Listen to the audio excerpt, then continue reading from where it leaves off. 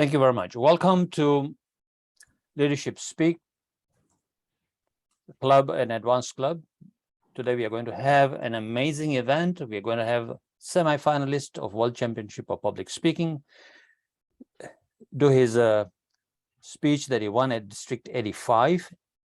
And hopefully we'll see him, not hopefully, but we wish him the best to see him on the world stage, actually. I saw him last night do an evaluation that was out of this world. Hopefully we can match that and give him good feedback so that he can go on further to the end, right up there. Before I introduce to you your Toastmaster of the day, however, I'd like to call upon our president, Brent Pattison. There he is. Yes, I can see Brent. Brent, please, your wisdom as our president. My wisdom. I like that. I don't know what wisdom I will necessarily impart upon you this fine Saturday, which happens to be a beautiful day here in Canada. On that note, though, what I did want to open the meeting with is, first, this is a unique meeting that we're holding. In many ways, it's a means by which to really help one of our club members who is on his way to the international speech competition and is going to not only show us what's getting him to that level of competition, but also give us a workshop to really help understand what goes into getting him to that type of level. In addition to that, we're going to provide a series of evaluations today, because as a club and as self-directed leaders, one of the things that as leaders, we really need to make sure that we strive to is, at the end of the day, it's about supporting others. If you're in a leadership role, the key fundamental core component of being a leader is a desire to support others, is to find some way to impart your skill, your talent, your knowledge in a meaningful way to support someone else. And that's really what this meeting is about, is a group of self-directed leaders really trying to help support someone towards their own success. And that if I ever thought of a definition of leadership, supporting someone else towards their own success, that to me is really a foundational principle of what it means to be a leader. And that's what I'm hoping that we all try to get out of this meeting, is how can I find ways to better support someone?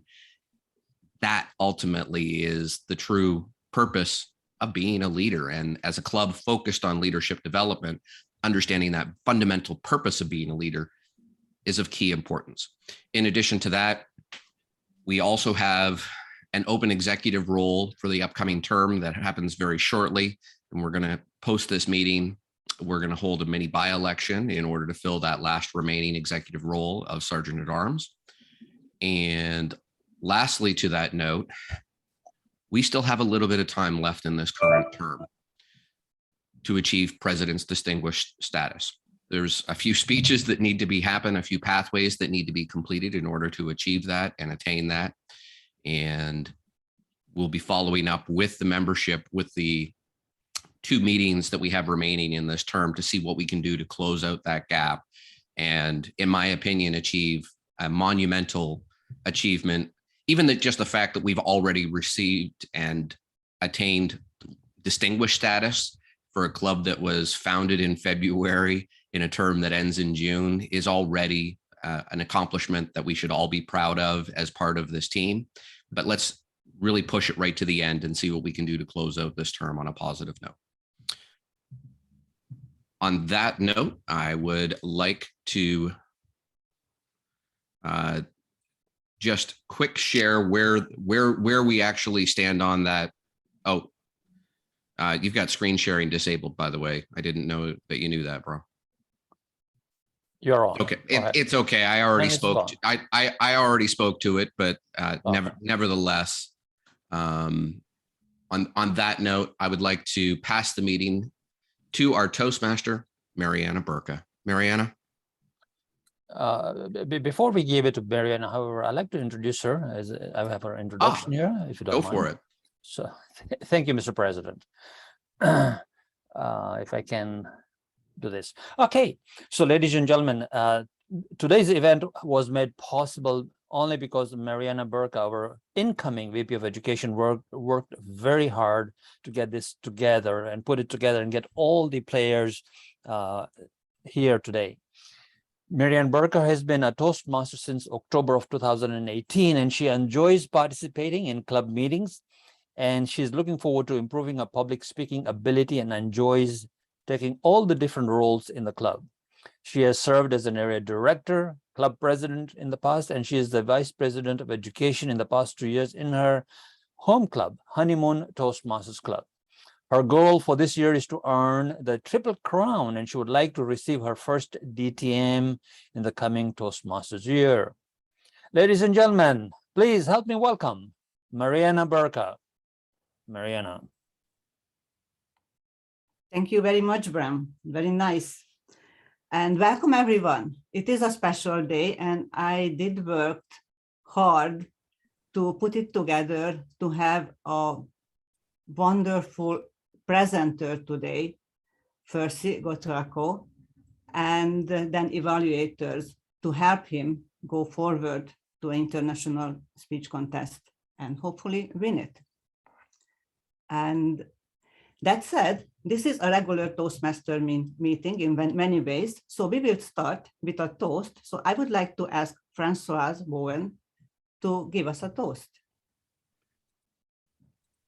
Pleasant good morning, good afternoon, good evening, wherever you are across this blue globe. Welcome to Leadership Speak.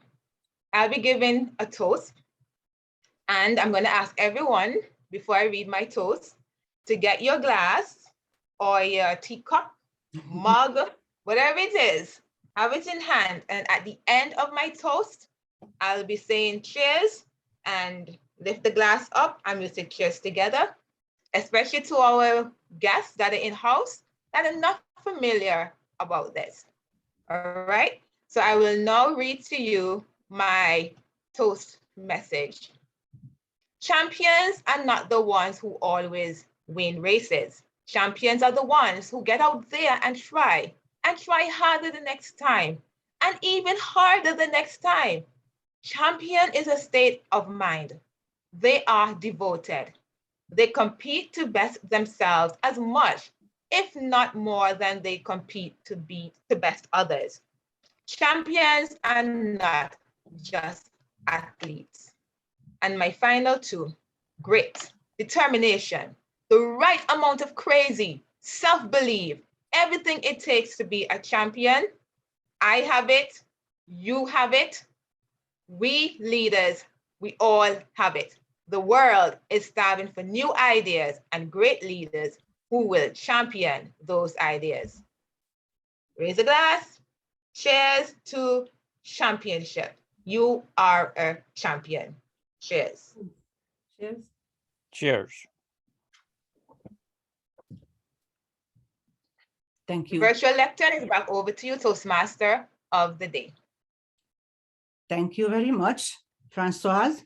And now, as a Toastmaster meeting usually has it, I call upon our grammarian of the day, Sandy Anwin.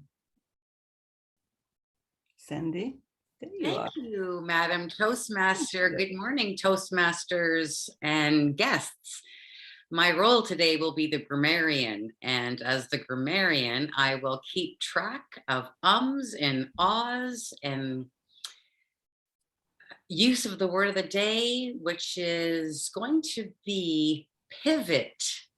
And that word was so overused in the last couple of years that I haven't heard it for a while. And I'm expecting 50 uses of the word of the day, just to add a little fun. And my role will be listening for those throughout the meeting and reporting back to the general evaluator at the end of our meeting. Madam Toastmaster. Thank you very much, Sandy.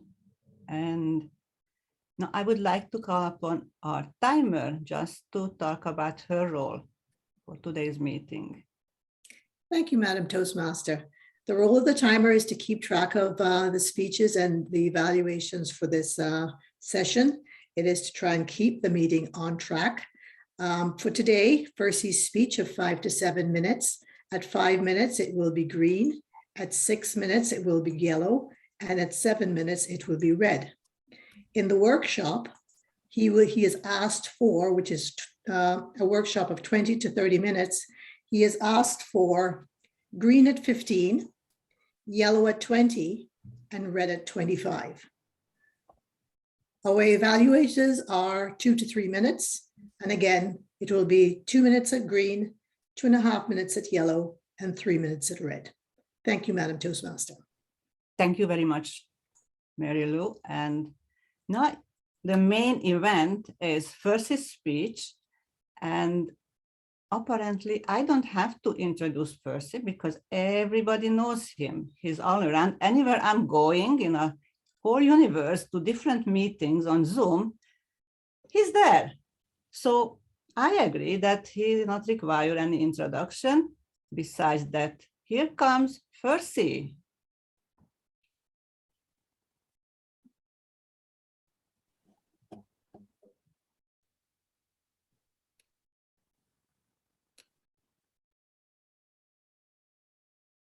Thank you, Madam Toastmaster.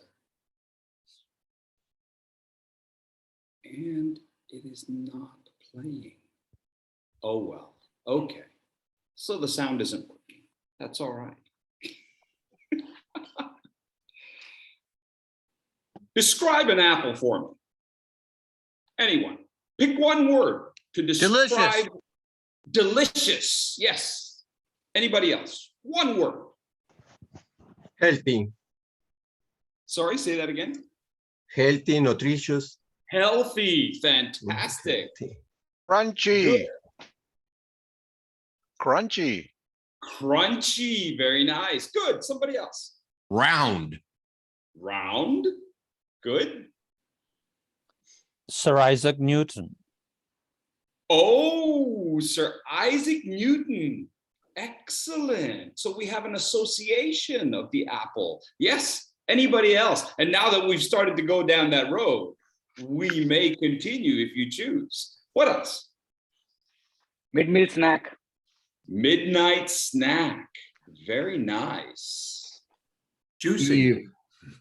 Juicy. I see enticing. I see delicious. Sauce. Anybody else? Sorry?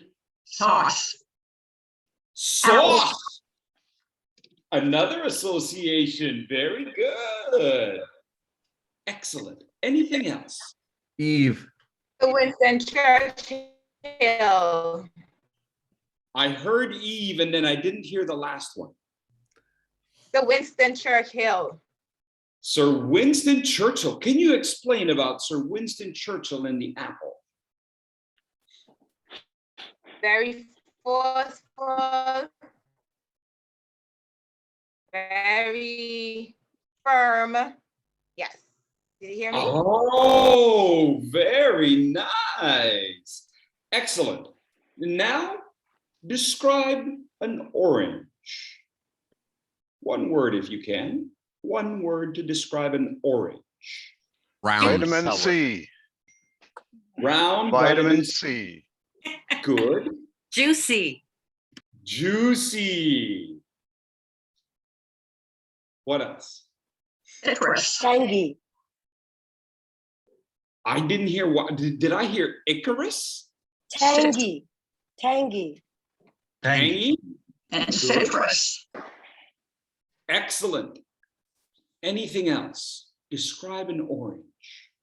Daiquiri. The outside is bumpy.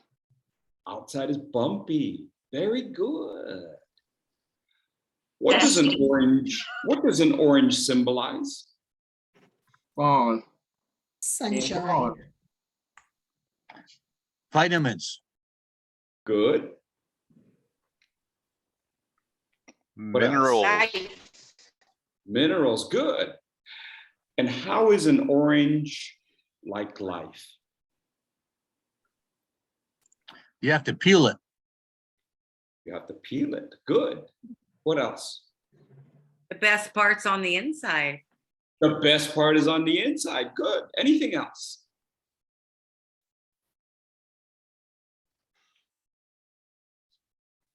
Sweet.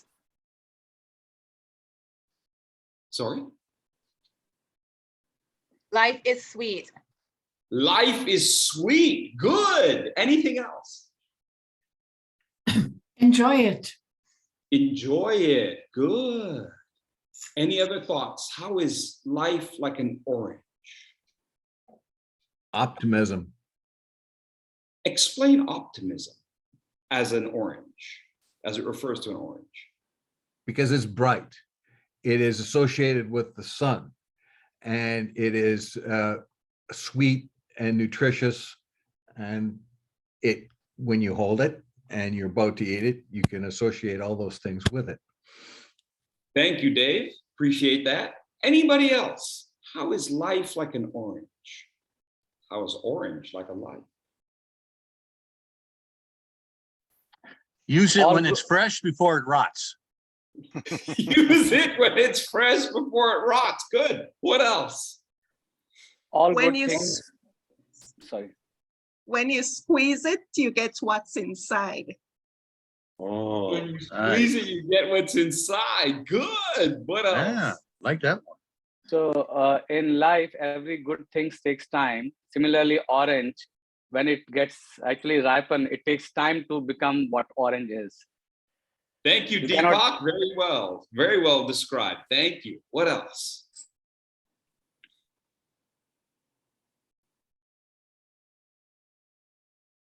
So when we peel the orange, is it one solid piece on the inside?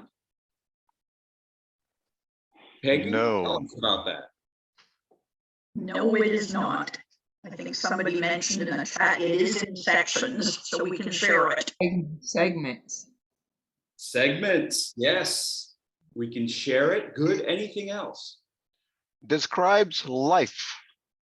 How so? Life is a challenge. You need to peel it, first of all, step by step. And then when you have peeled it, then you get to the core of where the goodness is. And then you break those parts into particles. In doing so, you're learning that these are the steps of life. And after having do, then you put them in your mouth. And that is where the deliciousness comes in. And that's where the magic lies. And that's when the other parts of the body says, whoa, I like that juice. I love orange juice every morning. And this is how life begins. Very nice. Very well said. I find that one of the successes, or one of the things that contributes to my success in speaking and creating a speech that people find valuable, is being able to go from a simple idea and extrapolating truths out of it, and being able to describe it along the way, and finding those associations, like Sir Isaac Newton to the apple, or even Winston Churchill to the orange, or was it to the apple? What did we compare Winston Churchill to? I'm sure other people have compared him to many things. But the idea that you can start from one item and journey in different directions. You can start with one item, like the apple, and go from there. And go from there. And go there. We can go anywhere. Now, whether you stick with the eating of the worm, or whether you simply entertain the idea of eating the worm and disregarding it for your particular audience, either way, you've considered eating the worm. You've considered it. As a speaker, you've allowed your mind to go in different directions and then decided, I like it, I don't like it. Oftentimes, where we get stuck with our speeches is that we have one idea, one starting point, one ending point, and we stay on that path, and we don't consider other alternatives. We also want to rush to get to that path instead of enjoying the journey, like finding all those other words to describe an apple,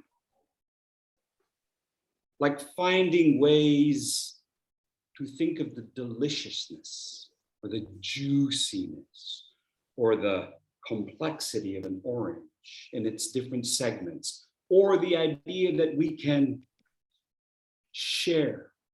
And what happens when we share a segment of an orange with somebody else?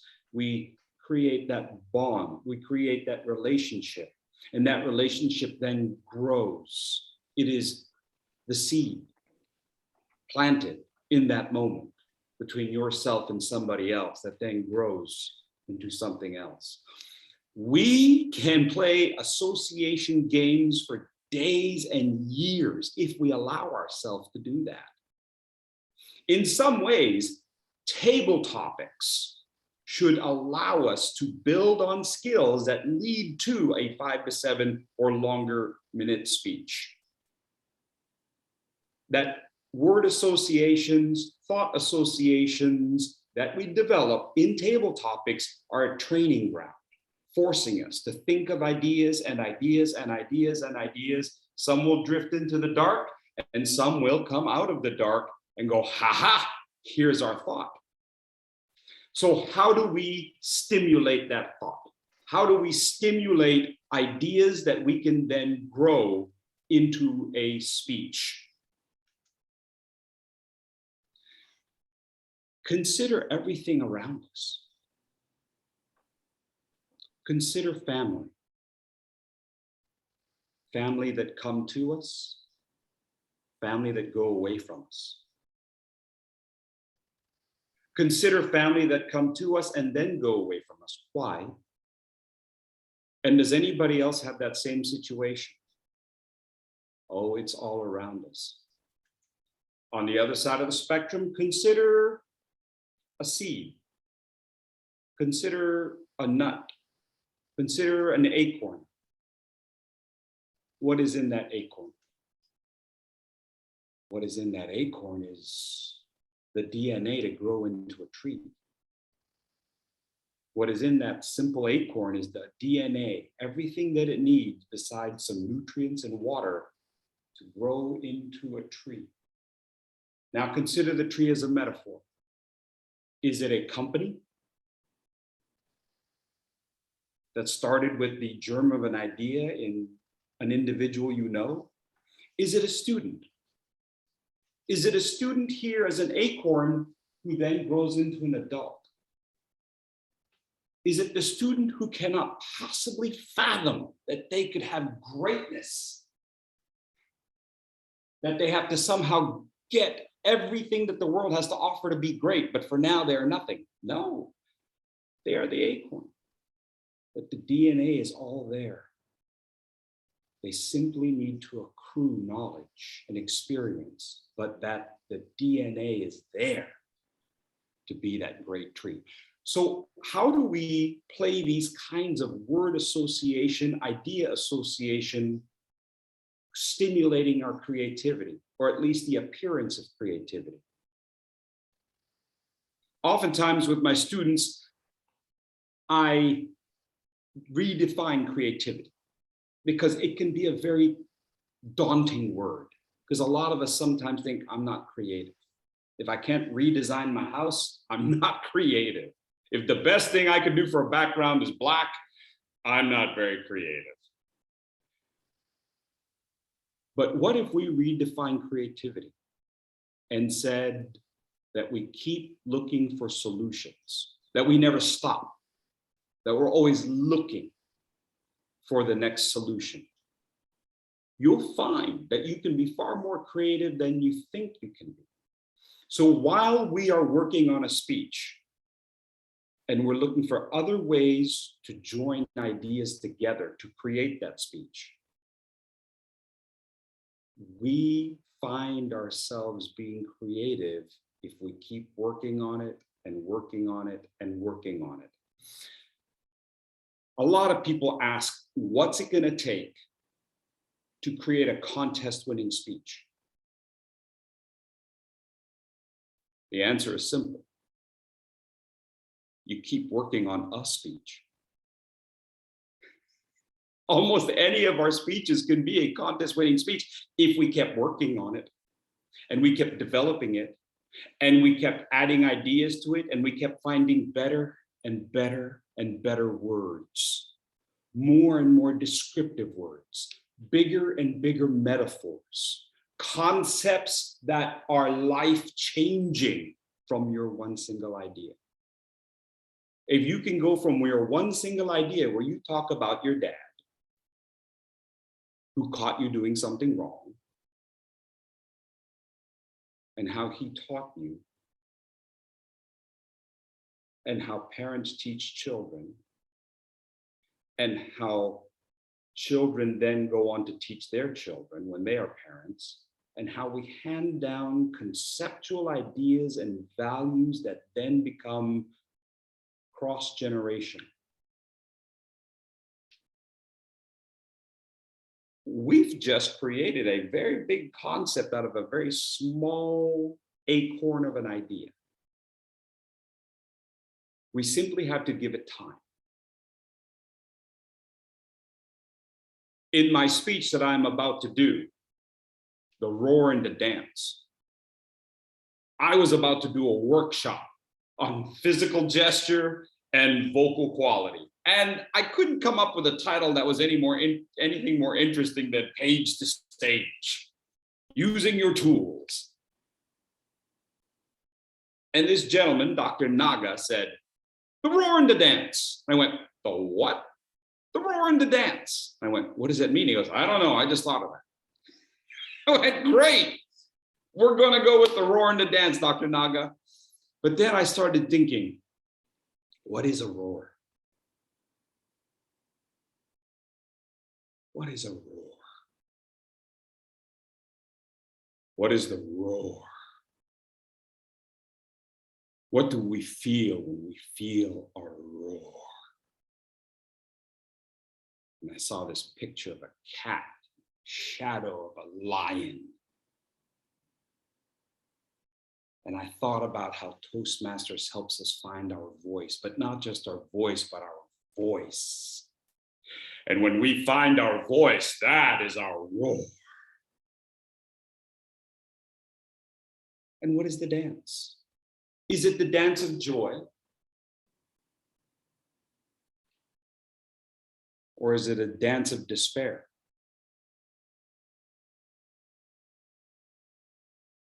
And I heard a quote. If you want to be successful, then stop dancing with your demons. I thought about all those things that we do to ourselves to keep us from being successful. What are those things that we do to shoot ourselves in the foot? So those are some of the concepts that started coming to me, and they start to add together. And we keep looking and we keep looking and we keep looking for ideas. I'm going to give you a simple poem, and I'm going to put it in the chat. And I want you to think about any two lines in the poem that you would like to try. But here's the deal. I'm going to play music, if it'll work. I'm going to play music, and I'm going to show you how a piece of music can alter how we interpret the lines. Take these first two lines, for instance.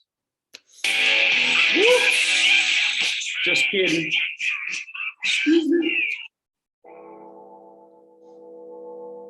Can everyone hear that? Thumbs up if you can. Excellent. I know Deepak's going, AC/DC, I'm here, baby. Out of the night that covers me, black as the pit from pole to pole, I thank whatever gods may be for my unconquerable soul. Most of you know the poem Invictus. It was made famous many times over in very different ways, most recently by a movie called Invictus, because it was a poem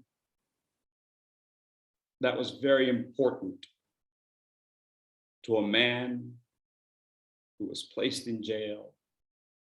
And when he came out of jail, he forgave his captors, Nelson Mandela. But it was originally about a man who lost his foot in the war, his leg in the war. Now he's in the hospital, wondering what he's going to do. The last two lines are incredibly famous. I am the master of my fate. I am the captain of my soul. How do we change the interpretation of these lines based on the music that we hear? How do we take that influence of music, in this case, to grow the acorn? A different song.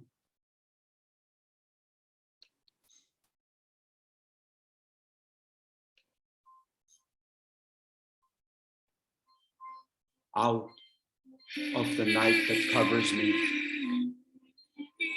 black as the pit from pole to pole, I thank whatever gods may be for my unconquerable soul. In the fell clutch of circumstance, I have not winced nor cried aloud. Under the bludgeonings of chance, my head is bloody, but unbowed.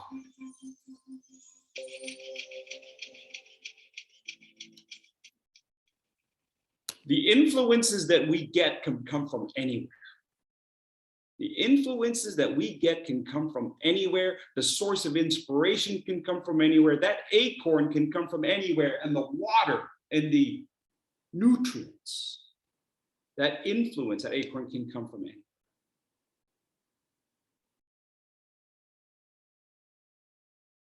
Would anyone like to give it a shot? Choose one or two lines to read from the poem, and I'm going to give you a different song to try to influence how you say the lines out loud. Would anyone like to give it a shot?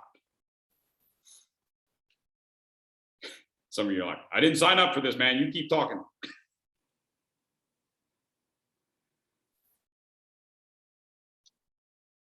Okay, Peggy's game. Peggy, you're gonna have to unmute for this, my friend. All right, I would like to take the last few lines. All right, would you go ahead and say the poem, please? How charged with punishment the scroll. I am the master of my fate. I am the captain of my soul. What are the images you think of when you say those lines? When I think of the scroll, I think of an ancient manuscript, some type of a religious document.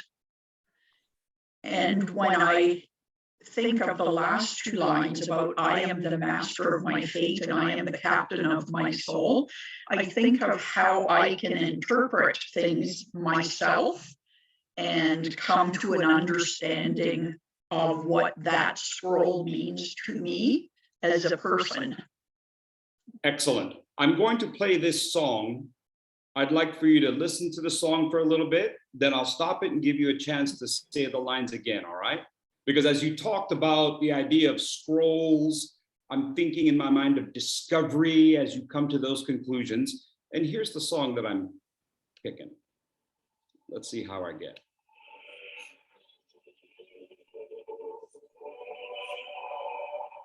Can you hear it? Yes.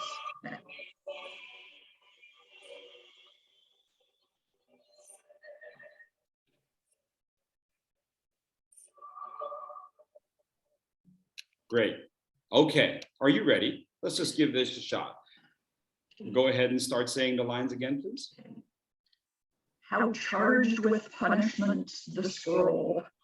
I am the master of my fate. I am the captain of my soul. Good, and one more time. Outcharged with punishments to scroll. I am the master of my fate. I am the captain of my soul. One more time. Outcharged with punishments to scroll. I am the master of my fate. I am the captain of my soul. One more time, Peggy. Outcharged with punishments to scroll. I am the master of my fate. I am the captain of my soul. Fantastic. Thank you. Let's give her a round of applause. Thank you very much, Peggy. I appreciate you doing that. And I really appreciate the fact that you kept going with it. You kept saying it and saying it and saying it. That's exactly what I do when I rehearse. People never believe me when I say that, but it's true. I might find different songs at first, and I'm listening to different songs, and I'm saying maybe not the whole speech, but segments of the speech. And what I do is I allow myself to fall into the rhythm of the song. And it's either going to match or it's not going to match. It's going to fit or it's going to be not going to fit. You'll find that if you listen to a song long enough, you'll start to emulate its rhythm, whether it's slower than faster, or even faster and then dead stop. Its dynamic quality, its ability to change like a river that pivots. Oh, word of the day. Sandy. So we find these impulses that allow us to play the word association games that we would have played when we create a speech to also affect us when we rehearse the speech and find a different way of delivery. I'm going to play these two songs for you. Give me one word that describes this song. Bold.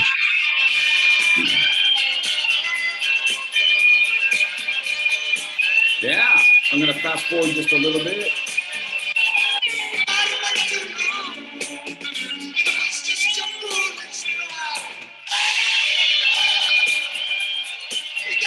And I know we'd all love to sit here and jam out and rock out. I know Deepa's already getting like headbanging, but we don't have time, Deepak. So we're gonna keep moving, okay? And I know Peter's like, dude, turn the volume down.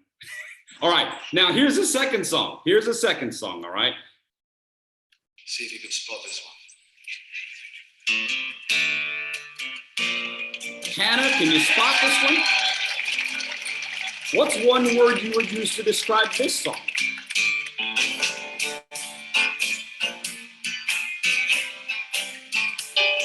Thoughtful. Thoughtful. Good. Mellow.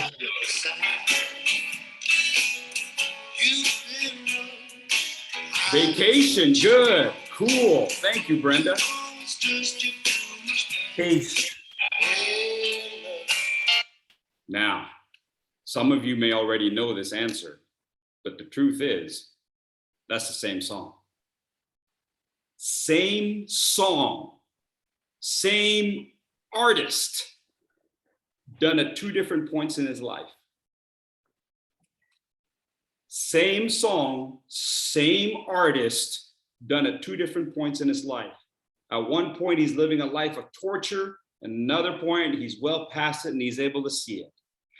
We can take our words, which we have already been bending and manipulating, and now find a new rhythm to it, find a new meaning to it. If you want a championship speech, then you have to give in to the fact that your speech has taken on a life of its own. Like a playwright who gives his play to the director and the actor who then take it. You, the speechwriter, now have to give yourself a new hat as speaker and reinterpret your own words and your images and find new evolution for a new audience and maybe extrapolate a new truth. And when you do that, you keep it fresh, you keep it vibrant, you give it new meaning, and you find new audiences. That's how you take it to the next level. Back to you, Madam Toastmaster.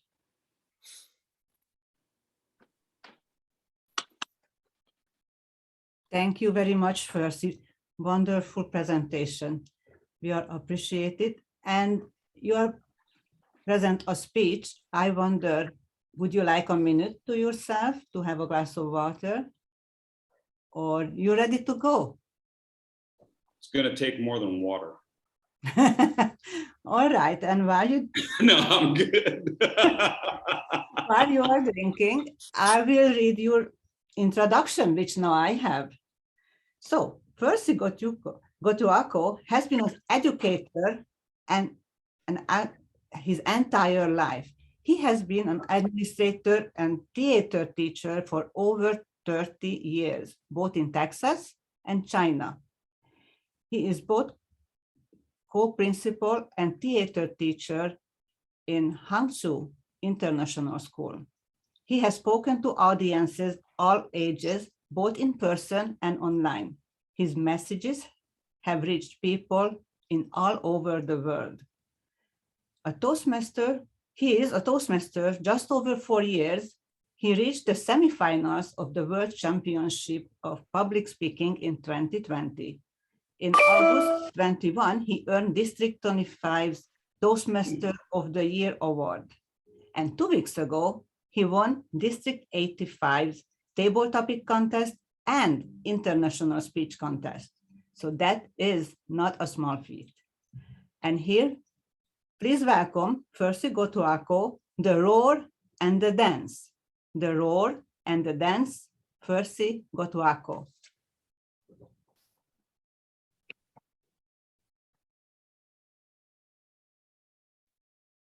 There is a proverb, and the proverb says that in every single one of us, there are 2 beasts, and they fight. Which one wins? Yes, the one that you feed. There are 2 beasts inside every single one of us, and they fight, and the one that wins is the one that you feed.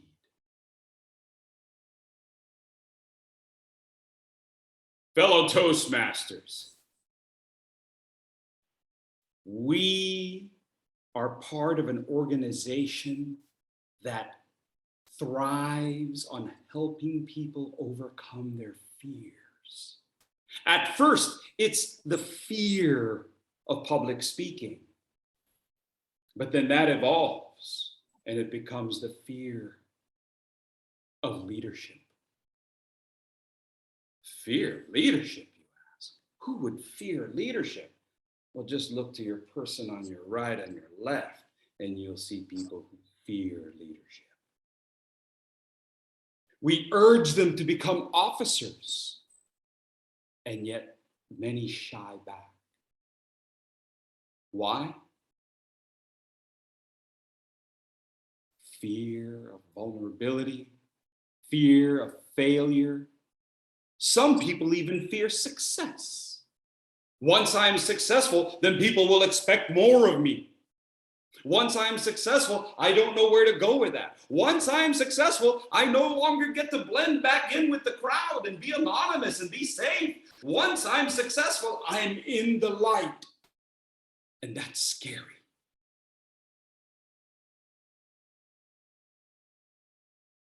Within every single one of us, there are these 2 beasts. One is the one that wants to roar, and the other continues to dance with our demons. And the fact of the matter is, if we want to roar, then we've got to stop dancing with our demons.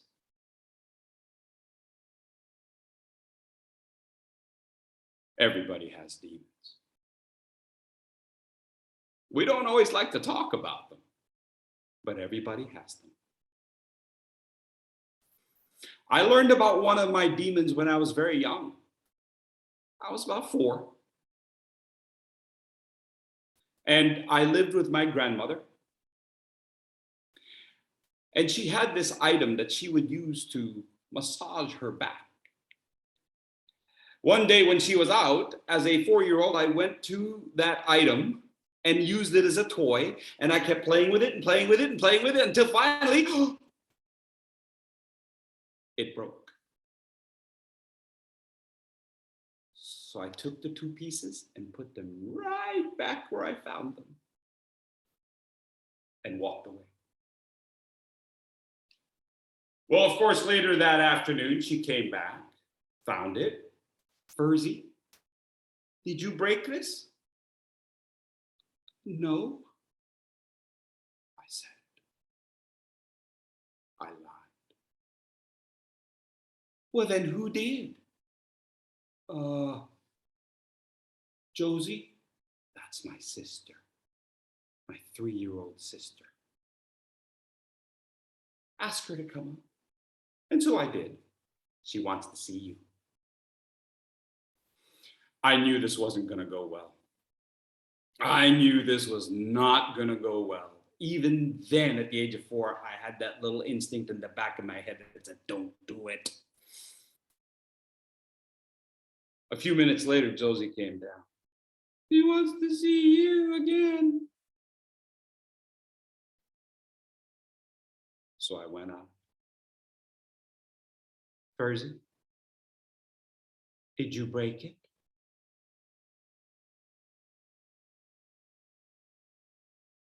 No answer. I don't remember anything else that she said with any kind of accuracy except for one thing. She said, "Are you a coward?"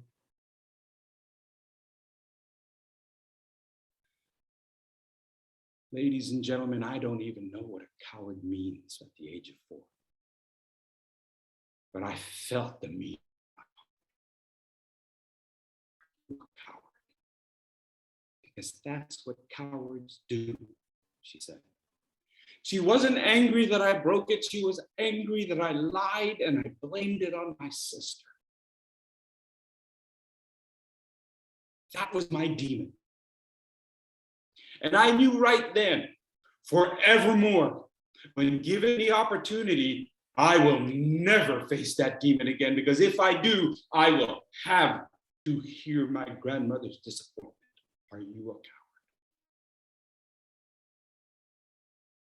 But that freedom is when I found my role. And the fact of the matter is, if you want to be able to roar, then you have to stop dancing with your demons. Whatever that demon may be. That may be a demon of getting caught. It may be a fear of public speaking. It may be the fear of failure. It may be the fear of being alone. But if you want to roar with pride, if you want to roar with success, then you have to stop dancing with that demon and learn instead to be able to dance with joy. Whatever that roar or brand of who you are, embrace it. Embrace it and learn to love the dance that you have when you know you can roar. And you'll be able to leave that demon right over there in the dark when you learn to stand by yourself and roar in the light. Back to you, Madam Toastmaster.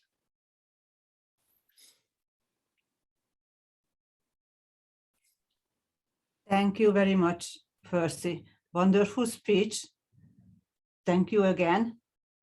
And now I would like to ask our timer to give her report. Thank you, Madam Toastmaster. So Fursey's workshop went for 28 minutes and 17 seconds, and his speech went for 7 minutes and 17 seconds. Thank you. Thank you very much, Madam Timer. And now I would ask you to set your timer for 5 minutes, and everyone can have a 5 minutes break and see you back 5 minutes later for our second part of the meeting, the evaluations. Thank you.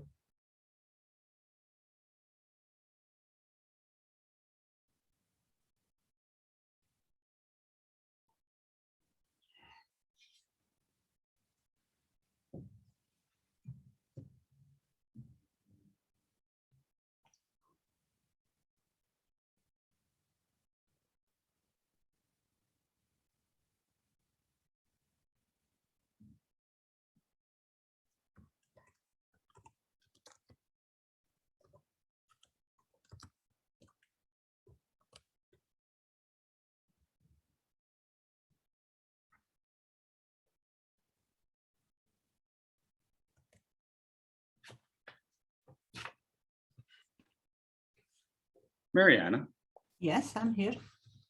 thanks again for setting all this up. I appreciate it.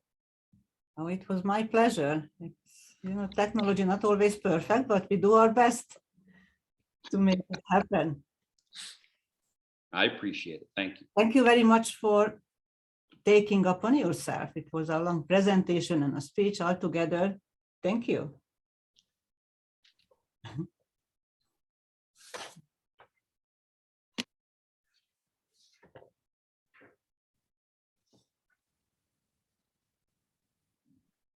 Mariana, you've been busy all week. I don't know, I've seen you, I think, 3 times. Yes, yes, this is a Toastmaster week for sure.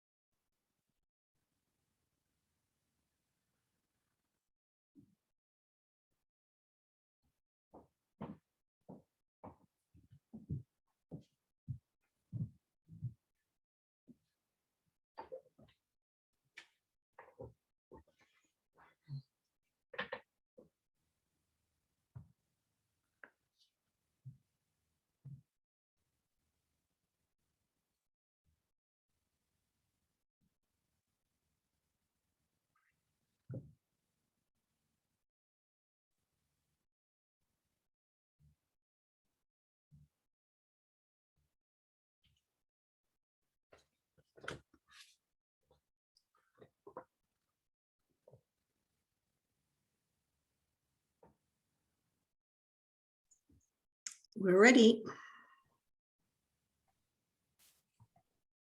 Thank you very much, Madam Timer, and welcome back to our second half of our meeting. And that will be the evaluation part.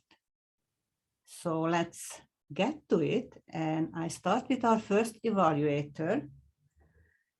Her name is Charlene Stafford. So distinguished Toastmaster Charlene Stafford has been an active member of Toastmasters for the last 20 years and is a charter member of Honeymoon City Toastmasters. Charlene believes that there is always so much to learn from her fellow members that she takes her role as an evaluator very seriously in her hopes to help others reach their goals, just like others helped her. Please welcome distinguished Toastmaster Charlene Stafford. Thank you. Thank you, Mariana. And thank you, everyone, for allowing me to be here today. And especially, I might say your name wrong, Fursey, is that it? What a wonderful speech, and congratulations on your win. I can see why you won. You certainly are something to see on Zoom. You have that great facial expressions that caught me right from the very beginning of your presentation and also from your speech. Your facial expressions matches your tone of voice. You have a smile when you want to be upbeat, optimistic. Great work. I also liked your creativity there between the roar and the dance. I liked your explanation of the roar of being not only our voice, but our voice, that you demonstrated that, my soul, my heart as well. What I really didn't quite get, and this could just be me, is why am I dancing with the demons? Because I enjoy it. Like I was trying to figure that out because I love dancing. So I was trying to figure that out. So maybe a little explanation there, just a little bit, to make it more easy why I'm dancing. You have tremendous vocal variety.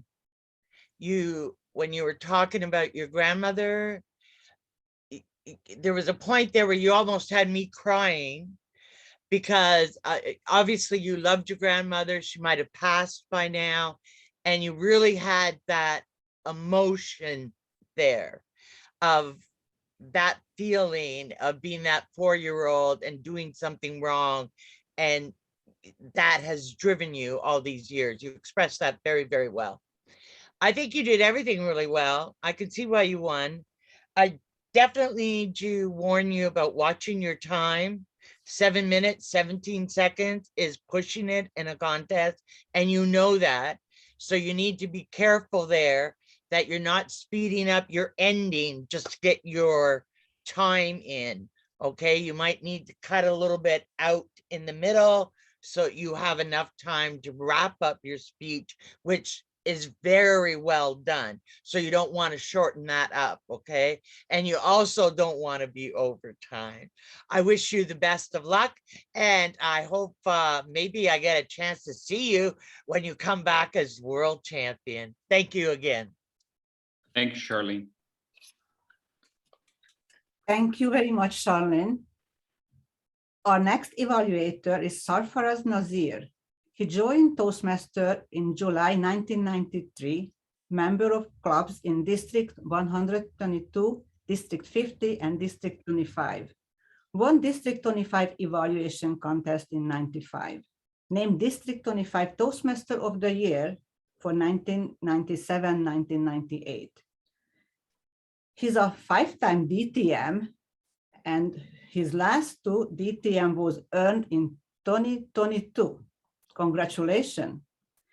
He is a 3-time World Championship of Public Speaking semifinalist. Came in second to Ed Tate in 2000 World Championship. And he is a co-author, Go Ahead and Laugh, a serious guide to using humor in speech. Please welcome Sarfaraz Nazir.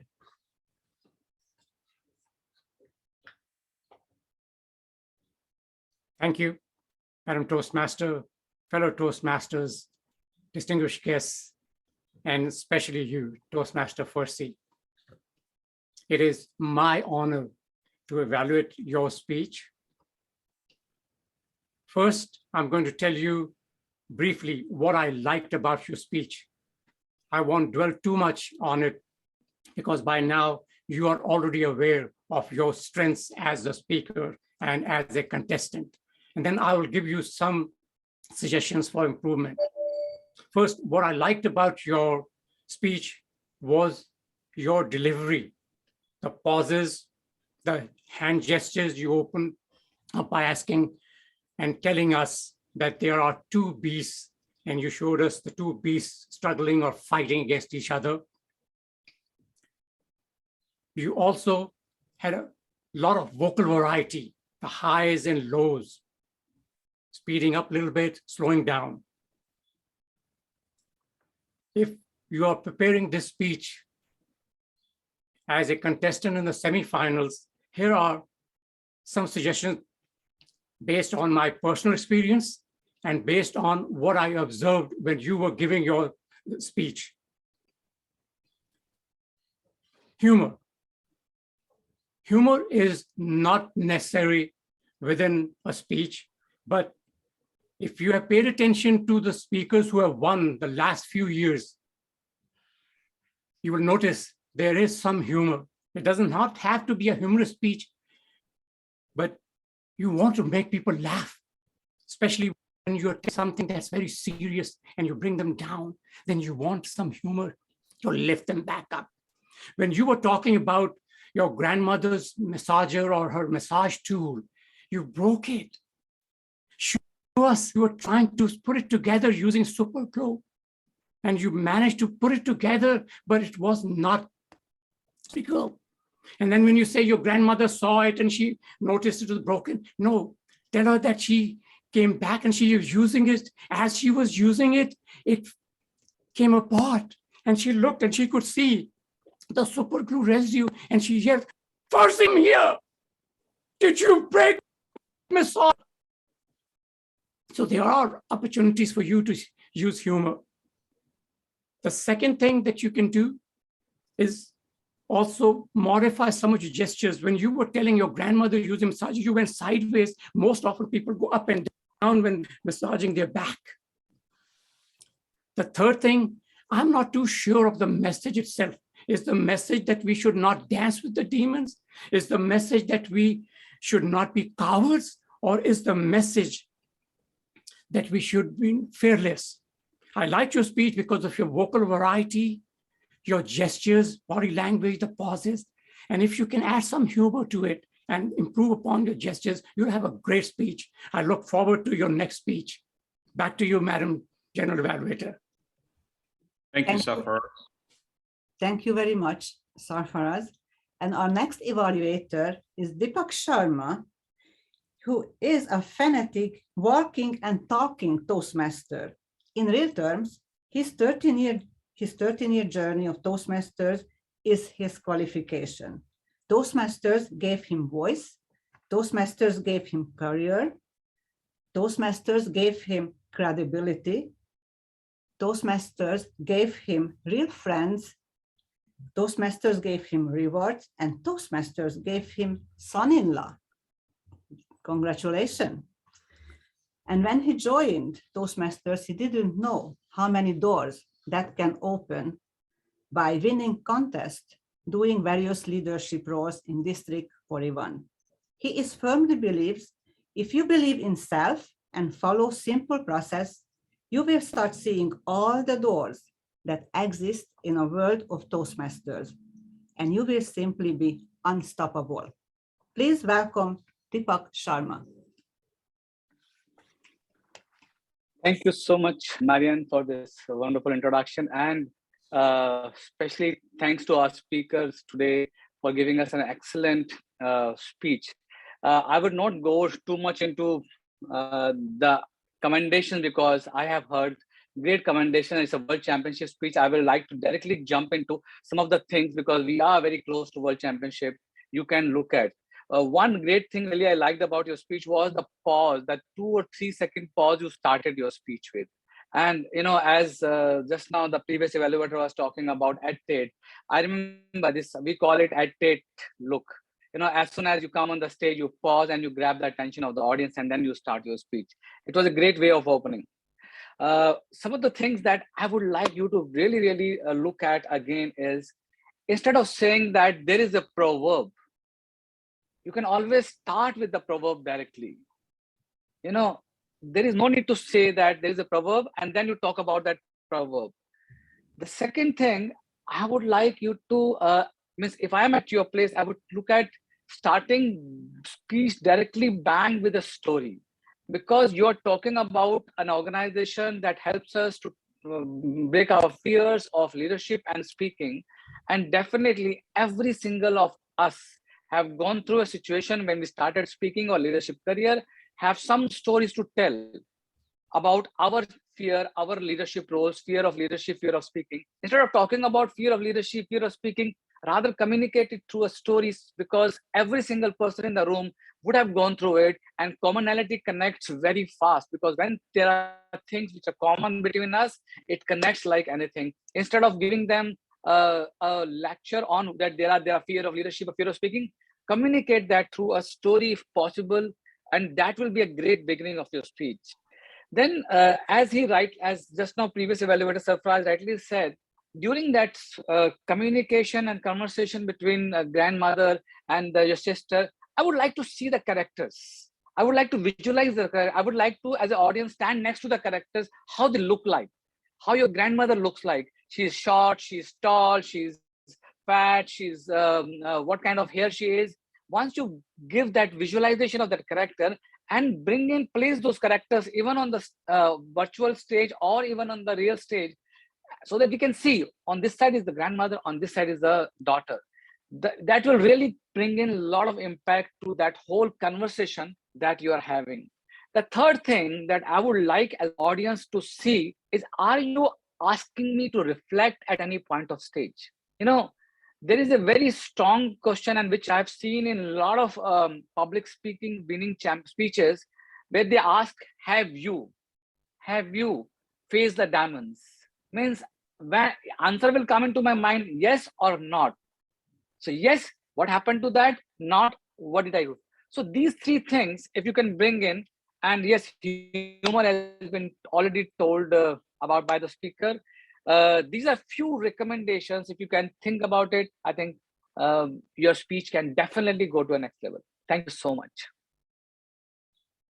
Thank you very much, Deepak. Thank you. And our fourth evaluator is our very own president of Leadership Speak, Brent Pattison. He is a member of Toastmasters since 2019.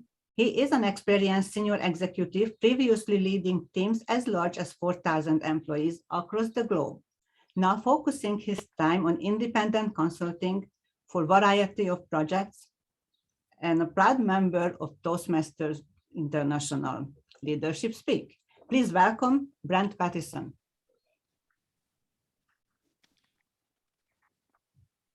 Today was all about Fursey. And what I really liked about the fact that we started with essentially a lesson on crafting speech, and then really being able to have it demonstrated by fantastic example.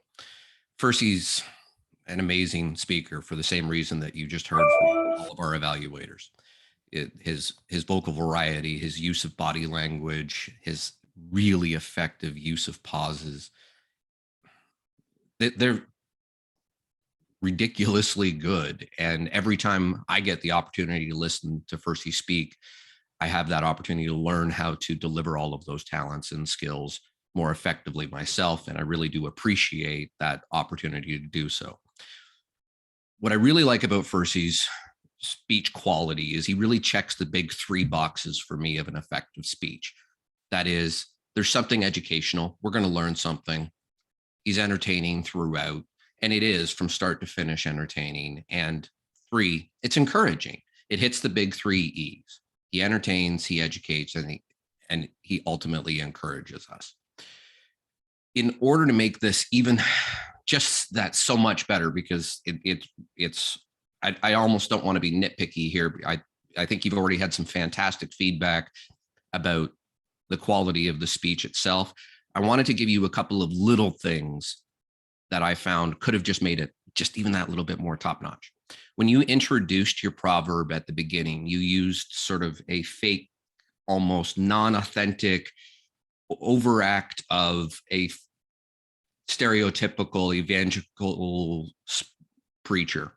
Your voice inflections are so strong, I don't think that it's necessary to overact in that regard. I think you could have delivered that in your more natural, commanding capabilities that you are able to do on your own without having to almost make a parody of it. It wasn't necessary. The little thing that I noticed, that step back you did does affect your lighting. So double check that, because you've done a great job with your stage setup. Just watch that step back because it did affect your lighting. So make sure that you watch that step back so that it doesn't interfere in that. Two little things. When you said dance with joy, in other words, stop dancing with your demons, but dance with things that are positive, you forgot to smile. You forgot to really emphasize dance with joy. And to that point, to even emphasize that, I may have suggested repeating something. Dance with joy, dance with truth, dance with courage. Just that little bit of repetition could help accentuate the point. And lastly, during your closing, you softened your tone to emphasize the conclusion of your speech, that if you dance with joy, you can roar like a, and honestly, I didn't catch the last word. You went too soft on me. I think it was lion, but those are just small little things. But I felt that this was a fantastic speech. It hit all of those things. And Fursey, I can't wait to see you win on the world stage. Back to you. Thank you very much. Toastmaster. Thank you very much, Brent. Madam Timer, would you please give us your report? Thank you, Madam Chairman. Toastmaster, Charlene's time for today is 2 minutes and 49 seconds. Shafar's was 3 minutes and 18 seconds. Deepak was 3:25 and Brent was 3:32. Back to you, Madam Toastmaster. Thank you very much, Madam Toastmaster. Timer, sorry. And now I will call upon our general evaluator, who also will moderate our panel discussion. Please welcome Bram Mamon. Thank you very much, Madam Toastmaster. Fellow Toastmasters, welcome guests. Usually the general evaluator in a normal meeting, gives the evaluation of the meeting and calls on the evaluators. But, and this is an advanced club, so we won't even go into that. But today what we are doing is we're going to have a small panel discussion to add more value to Fursey and see if we can also have his opinion on the things that have been said at the same time. So Vinod, if you can help me spotlight all the four evaluators with me so that we can have a small discussion, panel discussion. I'll do that right now. Thanks, Vinod.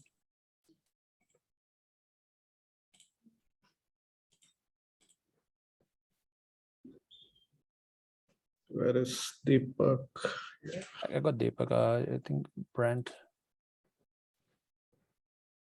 Okay, I got him. All right, welcome, Toastmasters. Hey, Now, can I suggest that we spotlight Fursey as well? Sure, absolutely. Vinod, if you can find Fursey, and please spotlight that as well. Thank you. So while Fursey is being spotlighted and to be found and to be spotlighted, here's the question for the panel, and we'll begin with, of course, the more experienced Toastmasters who've actually done this at the World Championship level, and then and then the others too, and see, you know, the differences in opinions and how you see the whole picture, right? So what is the difference between evaluating a world champion when they're going for a world championship contest speech, right, and evaluating them, and evaluating even at the say at the club level, a contest speech? What's the difference? Is there a difference by any chance, or Deepak, Sarfaraz? Yes, you want me to go ahead? Sure, go ahead. Yes, there is a difference. When you are evaluating a speech at a club level versus, because in many clubs, they do not have judges at the club in the international speech contest. Members and guests who are present in the room at the time when the speech is given, they're the ones that vote just like a best speaker during a regular meeting. I've noticed that, you know, a general club speech is not going to win a world champion at Toastmasters. On the other hand, a world champion speech may not win a club contest, because many speakers, if they give a world champion type speech at a club, people who are listening to their speech,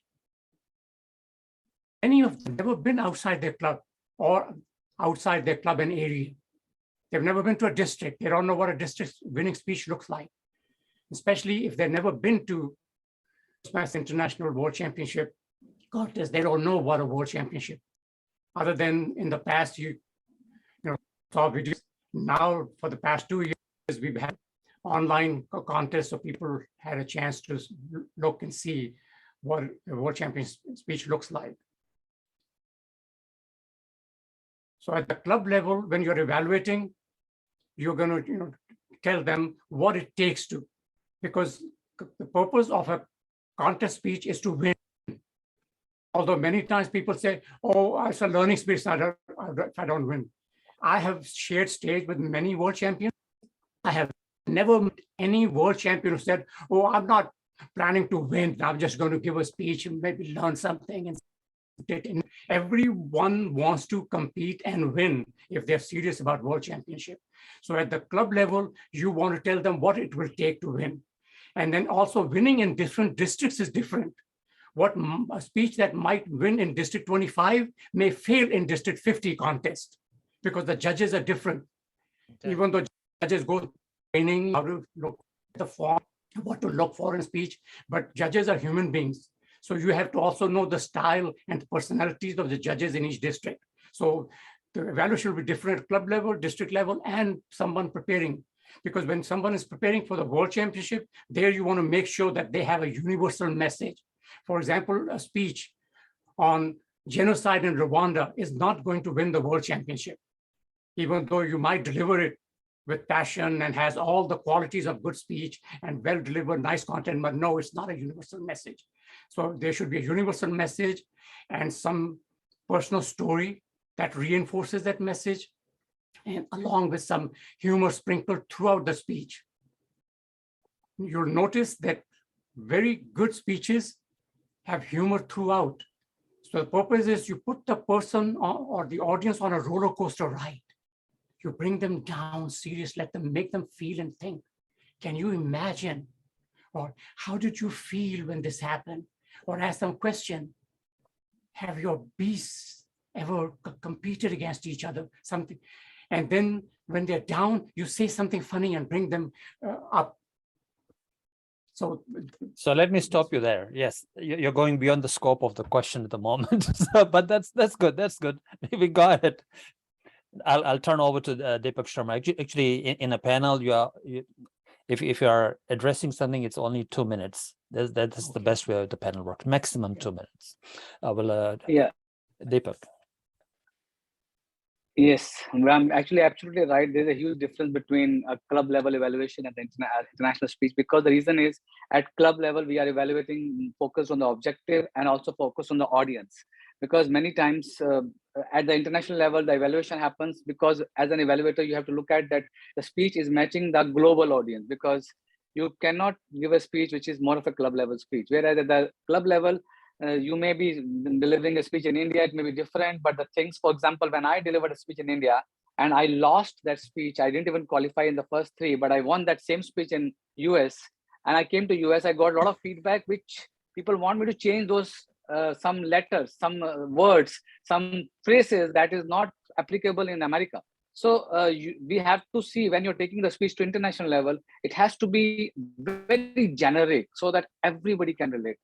That is my answer to this. Amazing.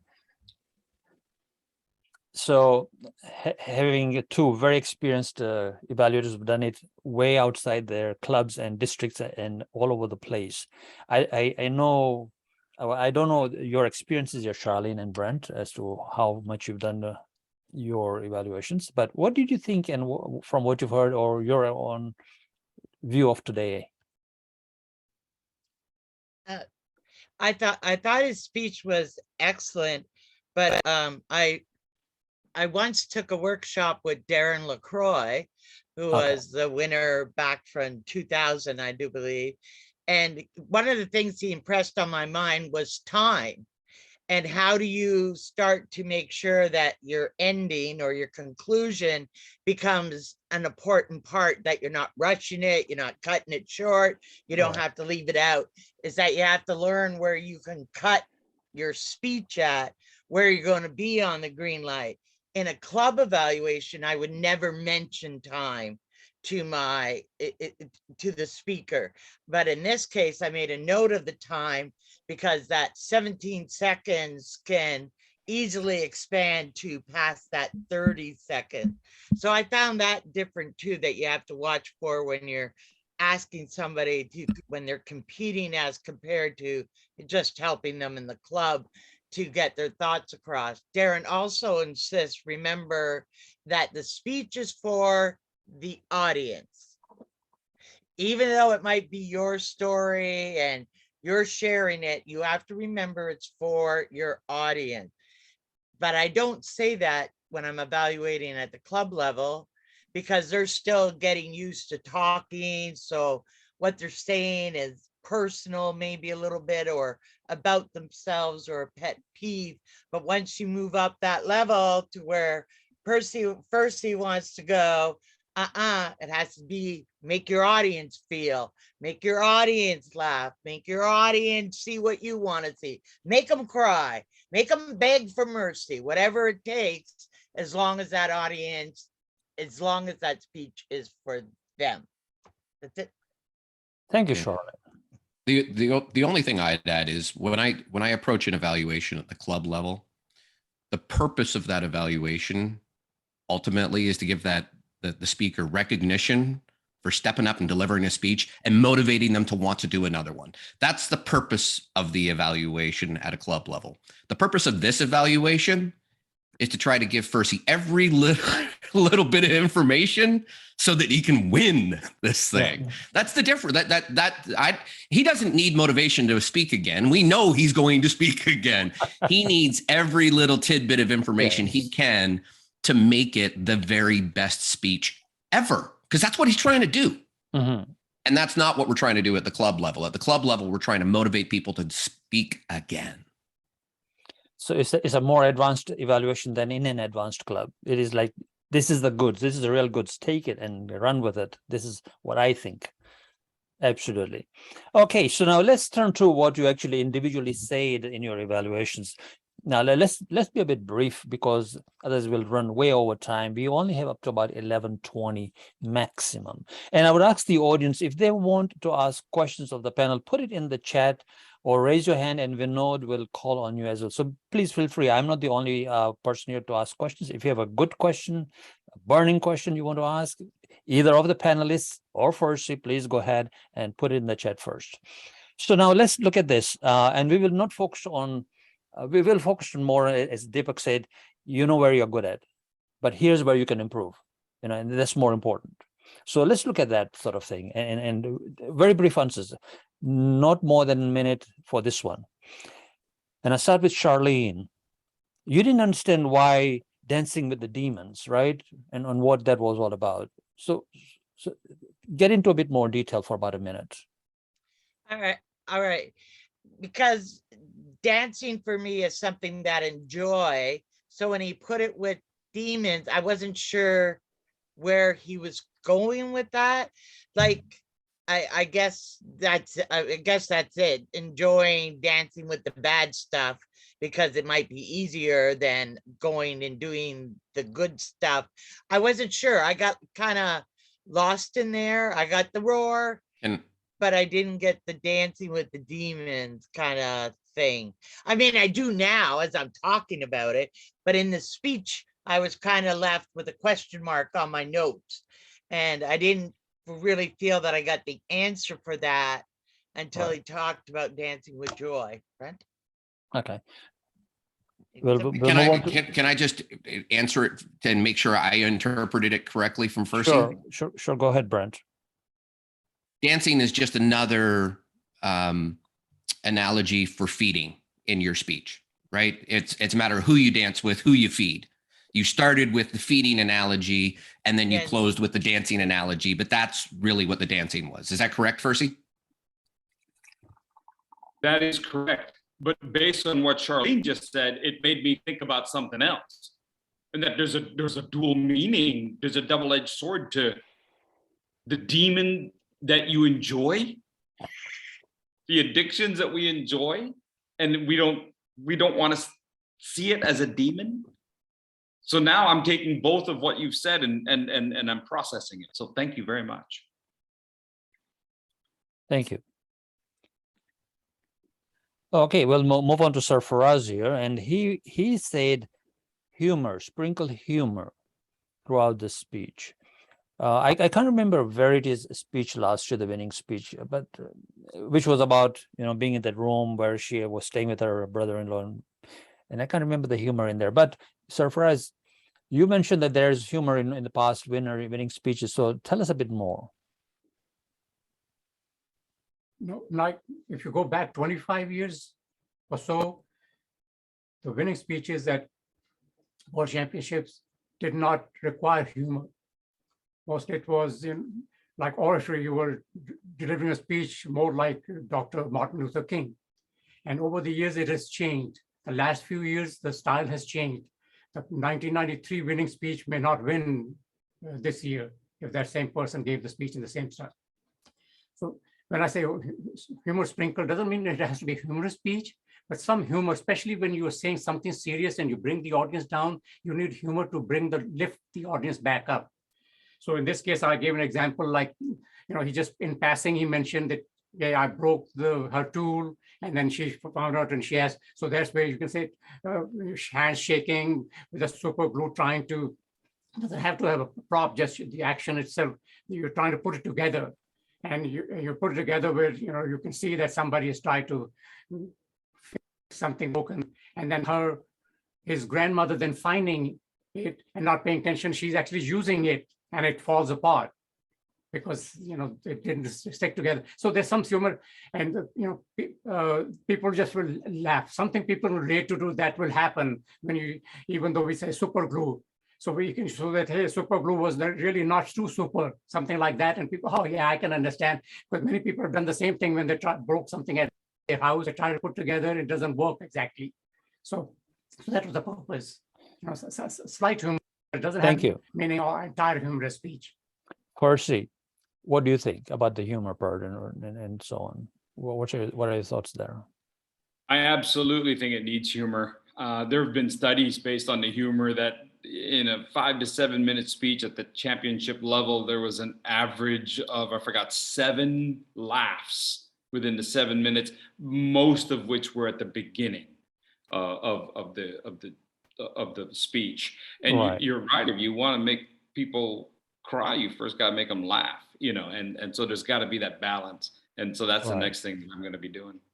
So it is the tension and the release, tension and release sort of thing, as they say in yes. And I think that laughter brings people together.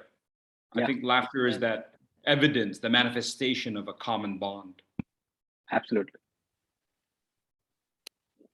Deepak, start with proverb directly. No, so yeah, I said basically instead of so the first 30 seconds is the key. First, I would say rather first 8 seconds is the key. If you can break that connection, or you can make that connection.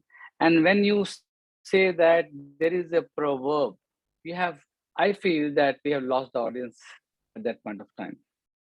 Instead of saying that first 8 seconds and then 30 seconds, this is the time that is most important time in any speech. And if you go to any speeches in the past, you see they grab the attention in that first. And instead of saying that, you can directly jump into the proverb, or even if I'm delivering that speech, and I would rather jump into a story, because story is the best anchor that we can give to the audience, because audience have heard this proverb. It's not that they have not heard it. So they want to hear something which is more edgy. They can bring them on the edge of the seat. Oh my God, this is the story. It has happened with me also. So that's the reason I said the first 8 seconds to 30 seconds is the key. Grab the attention of the audience and keep them engaged through the 7 minutes. Right? Okay, good. And Brent had mentioned that dance with joy, smile when you're saying that. So it's like laughter, smiling is more. Brent, over to you. Yeah, I think I relate it back to the lesson that you were teaching us by playing music, that you need to express the emotions that you're articulating with the words. Yeah. The emotions have to match the words. And you do a great job of it throughout. You've got obviously the fantastic emotive capabilities with your facial expressions, and they're always on point without being too overacting or anything. It was just a subtle one. It was the one I was calling out, the one that you missed, because otherwise you do an exceptional job of matching emotion to content. I just found, you're looking for perfection, and that was the one where your emotion didn't match the words.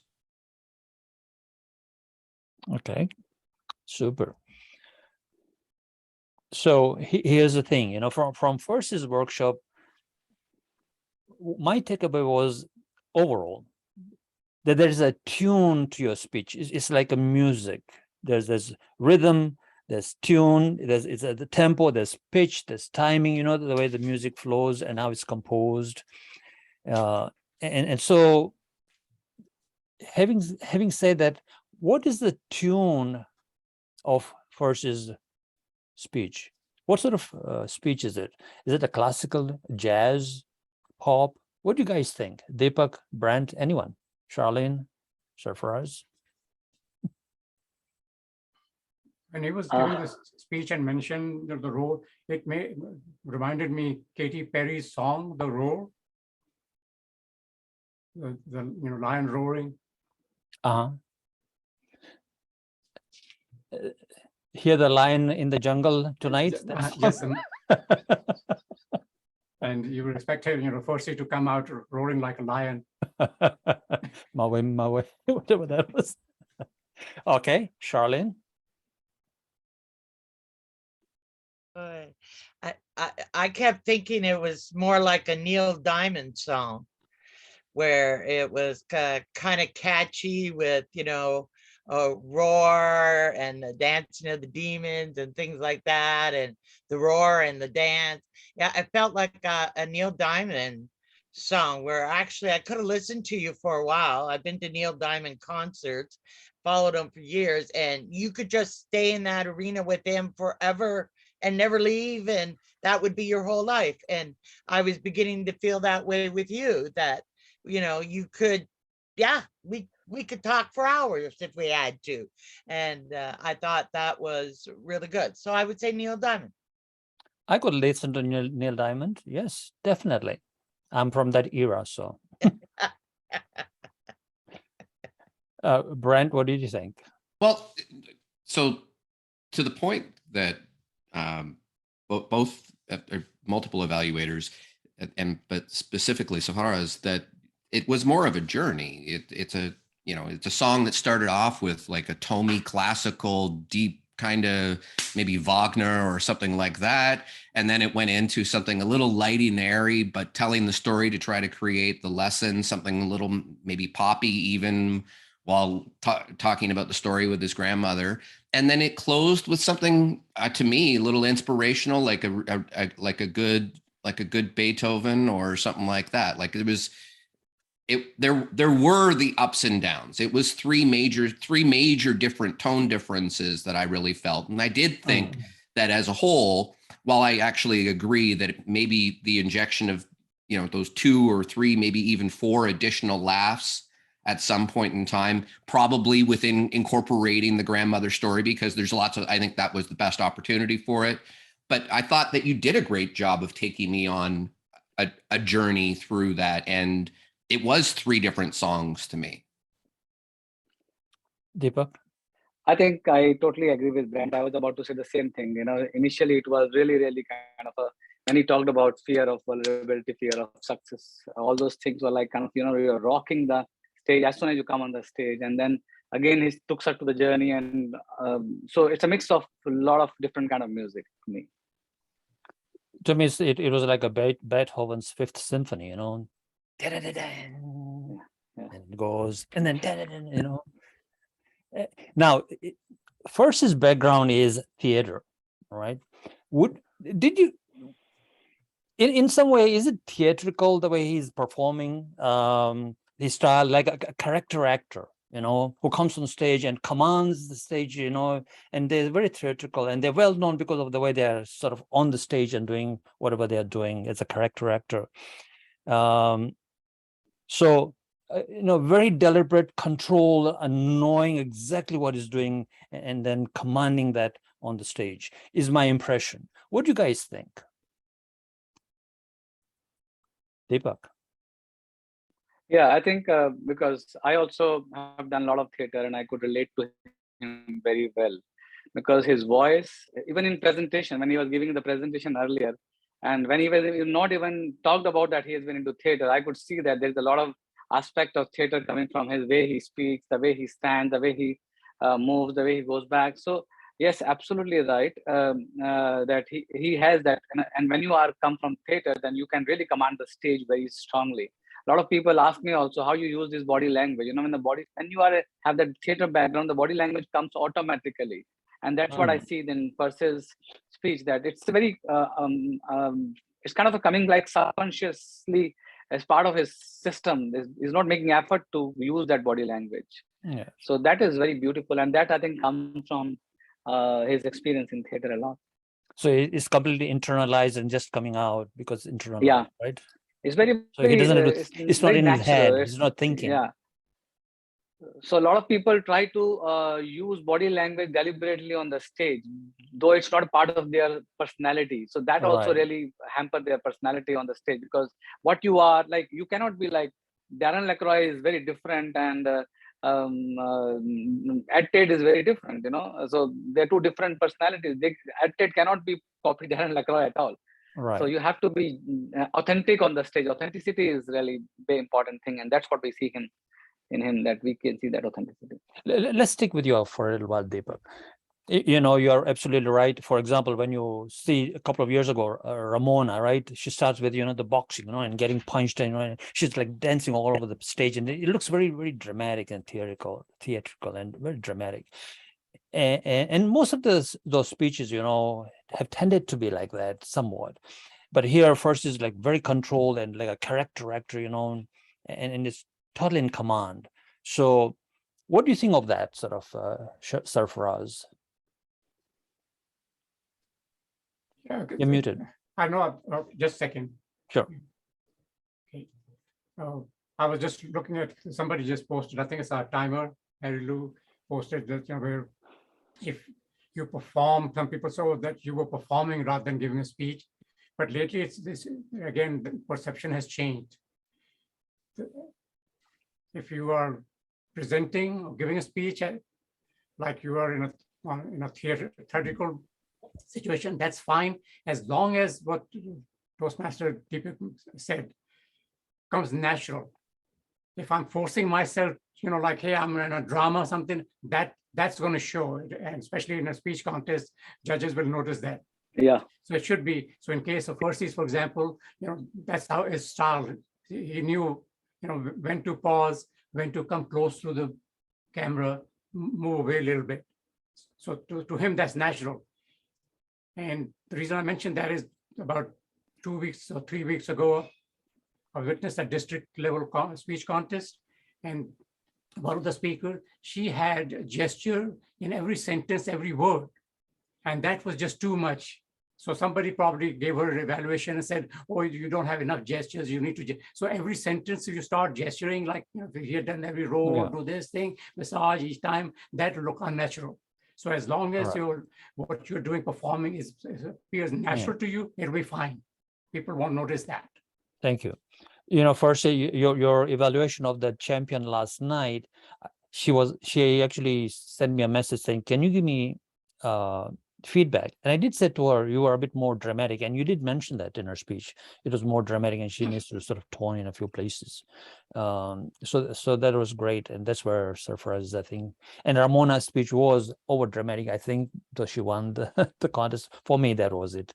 For those of you who watched World Championship of Public Speaking, of course. So I would like to add Ramona, because she's from our district. If you look at meet her, she's like that only, always bubbly, jubbly, always, So she is that personality. So to us, because she even go and talk, she will be like, jumping around, like that. Okay, good. Thank you very much. So it's a personality coming through, right? Charlene, what do you think? I thought it was fine. I just have one question. Is the international or your next speech, is it going to be on Zoom or actually on a stage? Is it live? I believe it's hybrid, and I'm going to have to do it on Zoom. Okay, because I think on Zoom, because we're used to like watching TV and movies, is I think you have to be a little more, facial expressions, gestures, the movement, because that's what we're used to seeing. And I think once you're on a stage, I personally am one of those, I'm an ex-cheerleader from a long time ago, and I think the stage should be used. The whole thing is mine, and I will use whatever part of it I feel fit. And I think that's the way for Zoom. I think you take up enough room on Zoom, have enough movement that I don't feel nauseous or you move too quickly. Brent mentioned that when you move back, your light changes. So you might want to look into how that overhead light works on you. But otherwise, I thought your gestures were slow enough that it didn't zag across my screen or anything. Your face was right in my screen, smiling at me, or looking like you were going to cry because of your grandmother. Very well done. I thought Zoom has created a whole genre of actors, and you are in that realm. I mean, are you doing, podcasts and stuff that we can all go watch, and you'll be on Netflix next or something? I mean, I think you got it down for Zoom, and that's what we have to keep account of, is what's the environment you're doing your speech in. My gestures go off the screen, so they're of no use, but your gestures were right in the screen so that I could see it quite well. So I thought it was good job, well done.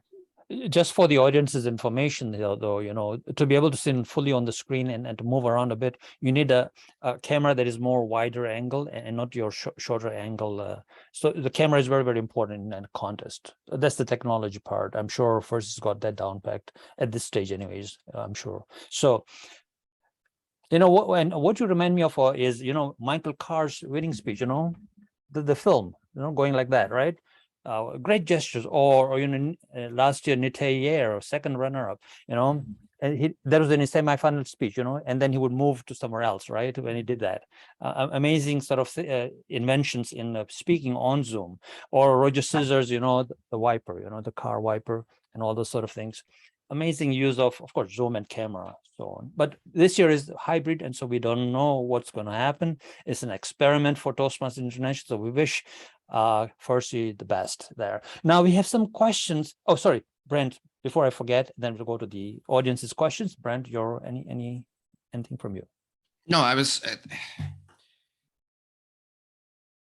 I honestly love the controlled aspect versus the overdramatic.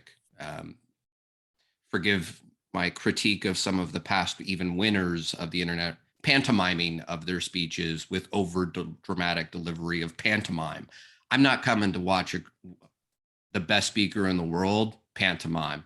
I'm coming to watch the best speaker in the world deliver a speech effectively, authentically. So it's the minute I even get a whiff of inauthentic, like something that's not authentic, it's gonna turn me off. It smells like crap.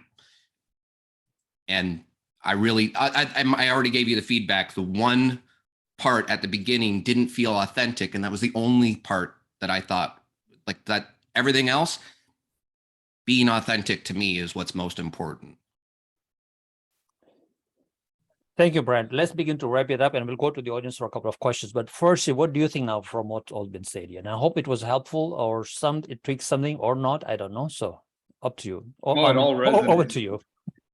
Yeah, it all resonates with me. I think this is all very good feedback, and now as I move forward, I incorporate all different aspects of it. You're right. It's got to stay. It's got to be authentic. The gestures have to match the medium, whether it's here or live. The incorporation of the humor, absolutely, and how to develop all of that moving forward. Yeah. Thank you. I like it all. Now we have a question from the audience. We'll take Lokesh first. Lokesh, if you can just, rather than me reading the question off, let him come here and address it himself directly. If you can pin him or spotlight him as well for us. Vinod? I'm here. Yeah. Can you hear me? Yes, we can hear you, Lokesh. Thank you, Brahm. I think, first of all, amazing to hear a speaker, wonderful story, wonderful speech. My question is that I heard the speaker is sharing his own story, right? And which I could connect very well. Maybe he's coming from a different culture, different background. I am from a different culture and different background, but still I can connect what speaker want to convey, and I could go to my childhood, right? So I just want to know how much portion of a personal story we should capture in our speech. Maybe it's 2 minutes, 5 minutes, or maybe 4 minutes. What is it? Is it a specific structure? Because I heard one evaluator saying that if you could have shared your personal story, this would have made it more authentic. So that's why from my question is coming from. I think that the story has you as a speaker will use these stories all the time at different events in your life, for different speeches, for different occasions. And after a while, you'll get good at making an accordion. And so I tell people, you've got to be able to take a speech, your story, and if it's 2 minutes, and then be able to shorten it to 1 minute, be able to shorten it to 30 seconds. And if you can take that 30-second story and drop it into a job interview with that much punch, then I think Toastmasters is definitely helping you in your life outside of Toastmasters. Deepak? Yeah, thanks, Lokesh. I think you're mentioning to what I said. In one speech, in a 5 to 7 minute speech, there can be even 5 small stories. If you look at Darren LaCroix's speech, he has many stories. Okay, and every story has a point. So you can't unnecessarily put the story. Story has to be connected to each other. So there has to be they have to be woven. And if you look at Tate's speech, it is one story all through it. So there is no hard and fast rule how many stories you use. So when I said that the speaker could have used personal stories, that was for the first part, opening part, where he talked about fear of speaking, fear of leadership. So that was the part can also be used or communicated through a beautiful story of personal experience with Toastmasters. So it is not necessary that you use one story or 2 stories. It is all depends on the message you're delivering. Thank you. Thank you. Got it. Thank you. Thank you, Lokesh, for asking that question. Much appreciated. We have a question from Vinod Panicker. Thanks, Ram. Amazing speech, Fursey. Now, my question is the power of triad, the rule of three. I found, like what you said, generally we love to, and one of the evaluator did mention that when you had the dance of joy, you could have mentioned, like what you said, a three, something like that. It connects more. So my question is there a scope for the triads in your speech? Because somehow, like what you say, no. And the second thing was the IU ratio. There were many opportunities where you could bring in the audience with you, where Craig Valentine said tap, tease, and transport, even in the beginning. Like, have you ever danced with a demon or something like that, where from the beginning you could have got involved. So okay, one more I will just quickly say. Did you learn a lesson only with your grandma? Because if I am listening or I am a judge, I would like to listen to a recent story also. Right? So is it that you learned something very powerful only in childhood and you want to share it? Means apart from Toastmaster, is it something that you want to share it with the world? This, any from the expert evaluators, anything I would like to hear, or from Fursey itself? You know, for me, this is the third time I've given the speech. In a previous edition, yeah, I know some of you are like, really? I go, yeah. And about 40% of it was fresh tonight. And maybe 10% Wow. I didn't even know what I was going to say until I said it, to tell you the absolute truth. It's that young, it's that fresh in its development. Okay. And Vinod, you're right about the other story that's newer. And in one of my editions of this, I had a story about my recent employment. I didn't think it was strong enough. And so I didn't use it. But if you felt like that was something you'd want to hear, I would incorporate that. I just assumed that you learned that one life lesson and you've lived a perfect life ever since, Fursey, since you were 4 years old. I know. I thought about that too, Brett. And you know, there was a line that I had the previous time I said it, and I forgot it. Right? But you're right.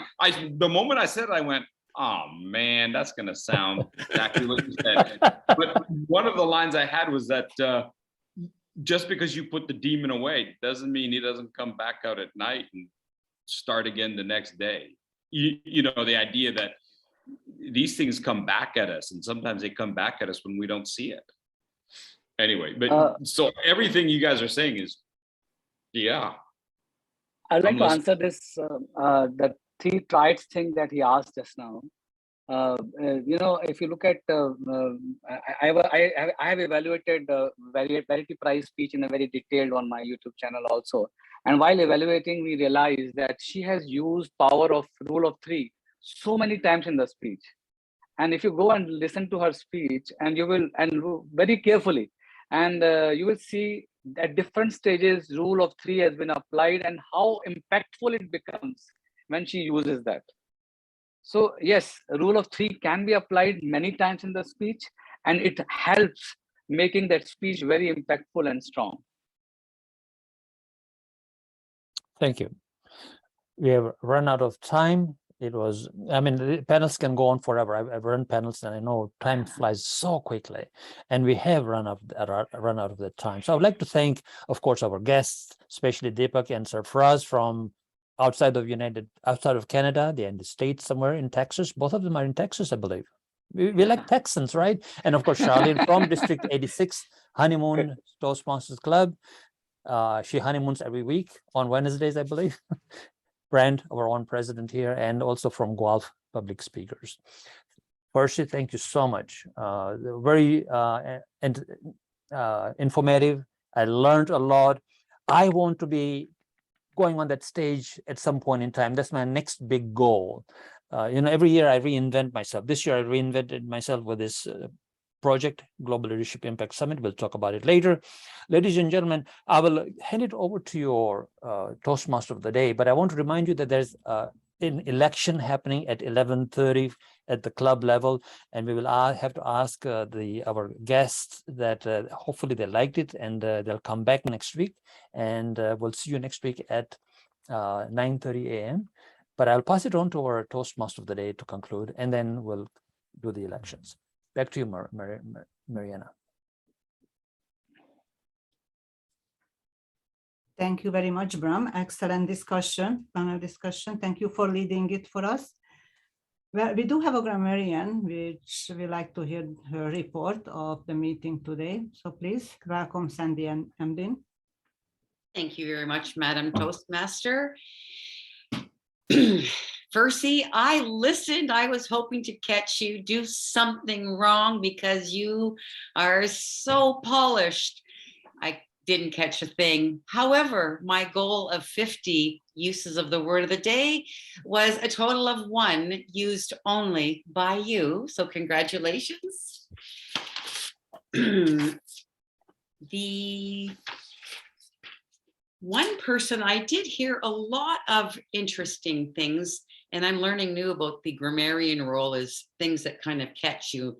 And President Brent, I heard you say ridiculously good. I like that, but I don't know how polished that is. Nitpicky is another one that we Canadians or North Americans, nitpicky. I'm not sure all the cultures that show up at our meeting understand nitpicky. And those are just some small little things. Those were things all said by Brent and heard by me because I was, again, looking to find something. That's really all I have. Because this is an international club, I would love it if some of you spoke a little slower at times, because boy, when we Toastmasters get passionate, we speak quickly. And I had to listen harder, and now my ears are hurting. So one word of the day by Fursey, and really polished speaking by the panel and by everybody who got to speak today. Very few word crutches. I learned a lot. Back to you, Madam Toastmaster. Thank you very much, Sandy. And we are getting to the end of this meeting. So I would like to ask some of our guests if they have anything to say to us. And of course, though, I welcome compliments, but we are here to grow. So please, I would like to hear your suggestion. How can we make it better so you are coming back to visit us again? Anybody would like to say something? Just raise your hand.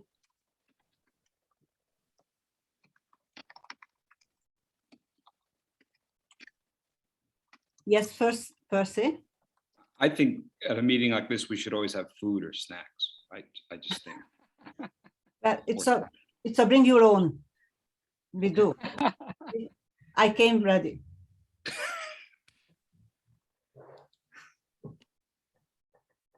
Anyone else? Jerry, would you like to say something about our meeting?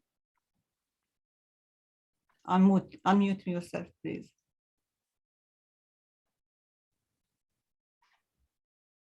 You're muted. Yeah.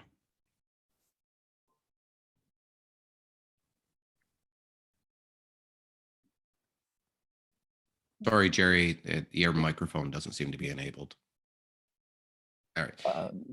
Let's move on to somebody else, Mariana, while Jerry. Ron, would you like to say something to us? Any suggestion? Thank you, Mariana. Once again, consistent with the manner in which meetings I held at this club. And today was raising the bar to another level. And that is what I seek in others as well. And Fursey, way to go. That was my feedback to you in text. I don't know whether you saw it. It was a little lengthy, but I saw so many good things in there. There were things that I could learn from in terms of there's a module that one needs to do, and that is connecting with the audience. That is a perfect example how it's done. Not one example, but there were many. There were so many tidbits to pick up from. And this is why I think this is one of the premier clubs in the area. I've not attended any other that are different. So I have nothing else to say. I have very little to say other than to Fursey that when you step back, like as Brent said, but also the audio goes as well when you go in a soft tone. And sometimes you have to be attentive to be able to catch what was Fursey saying for sure. And that is the only feedback I could give. But everything else, championship, you won it. Back to you, Mariana. Thank you very much, Ram. Mariana, if I may, can we hear from Deepa Sampath Kumar? She's here in the audience. I'd like to really hear from her because I know her from Facebook quite a bit. She seems to be an amazing person. She's always on Facebook. She did something with Fursey the other day at another club. So let's hear from Deepa if she's around. Yes. Hi everybody. Sorry I can't come on video. I enjoyed the meeting today. I got to understand from really experienced people in valuations as to how we could really take the speech and make it a world championship speech. Really learned a lot. So great going leadership speak. There's nothing much to offer as suggestion. You're doing a great job. Looking at the attendance, you can see how many people are interested in the event, the way it was professionally organized. Just very happy to be here. Thank you. And if I may ask, if you don't mind, Toastmaster Mariana, if I may ask Lokesh here, because he had this big question for our evaluators and Fursey. So Lokesh. Thank you, Toastmaster Brahm. And I think when I say this is amazingly organized, when I say this is a master class, everybody is here a master and few of us sitting here as a student. So it is really good to observe, listen and learn. Very well organized. I kudos to all the organizers, EC members for such a wonderful meeting you have arranged. This is really informative, and when we attend any meeting, at the end of the day, any learner will go with one thought: is there any value addition for me? I can take this meeting as a value addition for me. There is a lot of learning, and I look forward for attending many more meetings like this and the regular meetings for Global Leadership Club. Thank you Awesome. very much. And Lokesh, you're welcome to join the club. Talk to Hannah Schmidt here. I think she's somewhere here. Talk to her and yes, I get you. I would love to connect on that part. Wonderful. Yes, sure. Hannah will connect with you later. We have a Shobha Agarwal. Shobha, are you there? Hello, Shobha. Maybe she's away from her. Okay, I turn it back to you, Mariana, and it's all yours. We are past time. Thank you very much, Brahm. Anybody would like to say anything regarding our meeting or Toastmasters, or want to sign up as a new member? We are here to help.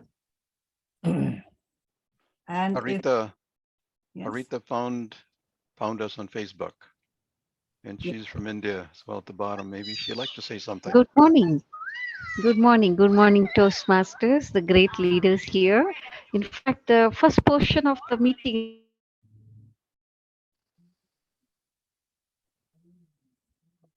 because I was in summer meeting, and I saw in the Facebook where this registration was under his able leadership, the Fursey. So how could we miss? Every time he says, it's I can tell my child, listen to him, listen to him, learn something. The only thing I'm missing here is I wish we have a recording so that I would have heard it back again, or many like me could listen again. Thank you so much. Wonderful job you guys are doing. Congratulations. Thank you very much, Harita. Thank you. I'm sorry, this is Shobha. I'm back. I just stepped away for a second. Yes. So I'm grateful for this opportunity. This is my first Toastmasters meeting. And I thank Mr. Deepak Sharma for inviting me here. I'm his guest.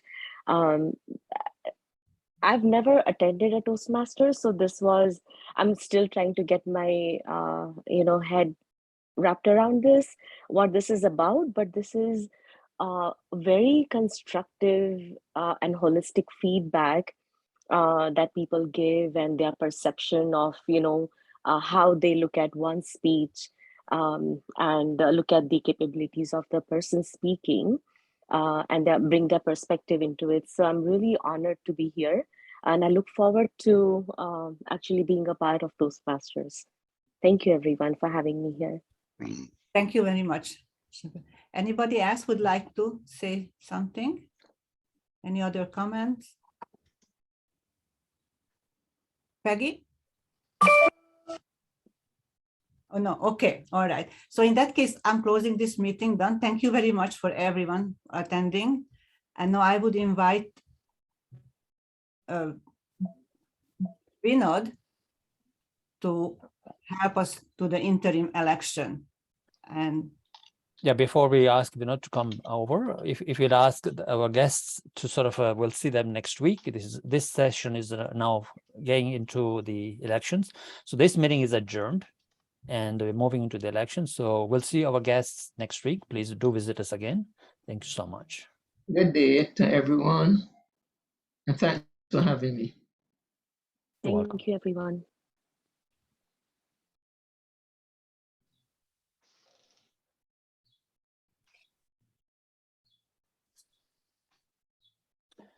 There are a couple of guests still here, so I will move them into the waiting room. Thank They you. probably moved away Thank from you, their Bram. computer. So give me a second.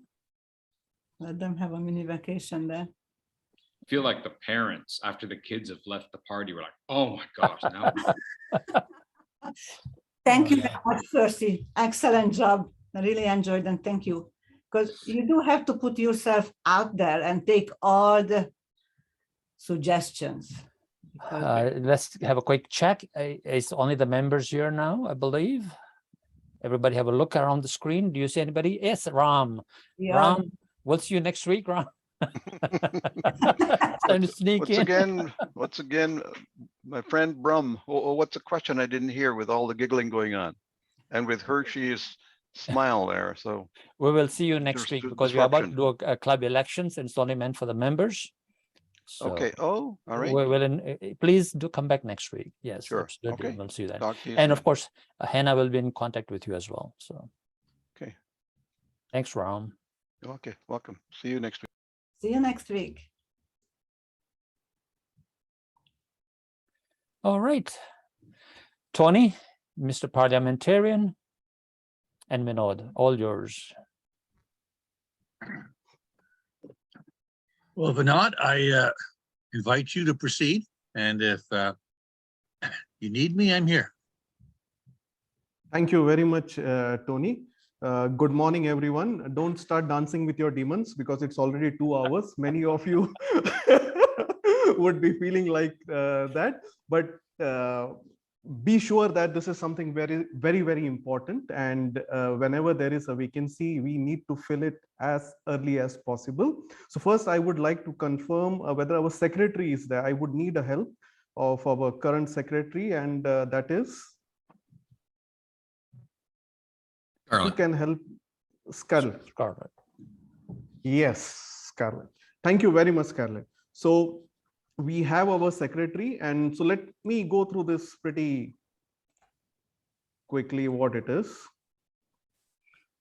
So this is what had happened. So this was the elected ExCom, which the club mandate. And as we know that Toastmasters is a platform or a laboratory where we come and do experiments, learn, and take it back to our real life. And the elected Surgeon-at-Arms, Nikita Winkler, in her real life has got a good job, which she has to go on Saturdays also. So we understand that, and we are going to immediately fill that position. We had asked for the nominations. So before that, last meeting, I didn't had an opportunity to show the summaries for each roles, but this is the summary which everybody knows. These are the responsibilities, but I will focus here on skills. The sergeant at arms would be like what you said, the skills that you will be learning is organization and problem solving, maintaining records, inventory control, understanding of physical logistic, networking and relationship building, compliance and standard procedure. And above all, you will be the sergeant at arms for Leadership Speak, one of the most premier advanced leadership clubs in the world. So ladies and gentlemen, the nominations that we have received is from Toastmaster Hannah Skimmett. Now, I open the nomination from the floor and I will count till 5. If anybody would like to stand for the position of Sergeant at Arms, please raise your hand. Or if you want to nominate someone, please raise your hand and nominate that person. I can see Toastmaster Brahm, DTM Brahm, yeah. I was under the impression that Francois was a nominated candidate. Okay, I actually received the nomination from Hannah. Oh, she spoke to me. She didn't speak to you. Okay. Okay, Well, okay. A miscommunication, maybe, perhaps. Sorry, Francois, go ahead. I would be very happy. Yes, Francois. I did. I apologize. It was not sent to you. My deep apology, but I do have interest in being the SAA. Okay, so now so nominated as well from the floor, because you didn't get the message directly, but it doesn't really matter, floor or nominated. Yeah, in a club it doesn't matter. It's fine. So we have right now 2 candidates, and do we need to second that, Tony, the nomination? Do not need a second. We just need that the candidate affirms their intention to run. That's all we need. Okay, and do they need to give a 2-minute speech? It's up to the club culture, so we can decide now if you wish. Okay, fine. So what we'll do is, by the time Brahm prepares the poll, right, Brahm? The poll is prepared. Okay, so what we will do is, we will give opportunity to both the candidates based on their last name. So Francois, how would you help the club as a leader, as a sergeant at arms? And I would require a timer. And and upon 2 minutes, the timer, you need to mute the speaker. I see you're nodding your head, so you understand. We all know this from our experiences with our clubs and other levels. At 2 minutes, if the speaker is still talking, the speaker has to be muted. Unfortunately, those are the rules. Yes, thanks, Tony. So no need for timer. I will manage the time and I will mute and I'll put you on spotlight. Smile, you are going to be standing for the election for Sergeant at Arms for one of the premier clubs. So I would request, before putting on spotlight, just a second. Yes, Toastmaster Francois, please go ahead. The screen is all yours. Thank you so much, leaders and communicators in this prestigious club Leadership Speak. I love the hospitality. I come from a background in the hospitality industry from the hotel. And I thought that being a sergeant at arms, where you're the first person to meet and greet visitors and members alike, that I can share that. Another way that I can also help the club, elevate the club, one focus have to do with, in our meetings, I'm sending out the agenda in the chat. It's a practice at meetings from the club that I'm a member of. Persons may not always view the agenda through Easy Speak. Some will, some may not. Some through emails, some may not. And also through WhatsApp. Some will and some may not. So the easiest way is to always send through the agenda in the chat so our visitors alike who do not have access to it can see it. I'm very much aware that everyone don't have stable internet service. So it's not always possible to click a link to go into Easy Speak to view the agenda. So and thirdly, it aligns to my personal goal. So yes, all will assist in the development of Elevating Leadership Speak to be the AHA club that persons would love to join in. Thank you. Thank you very much, Francois, for that. Now I will welcome Toastmaster Hannah. Toastmaster Hannah, please unmute yourself.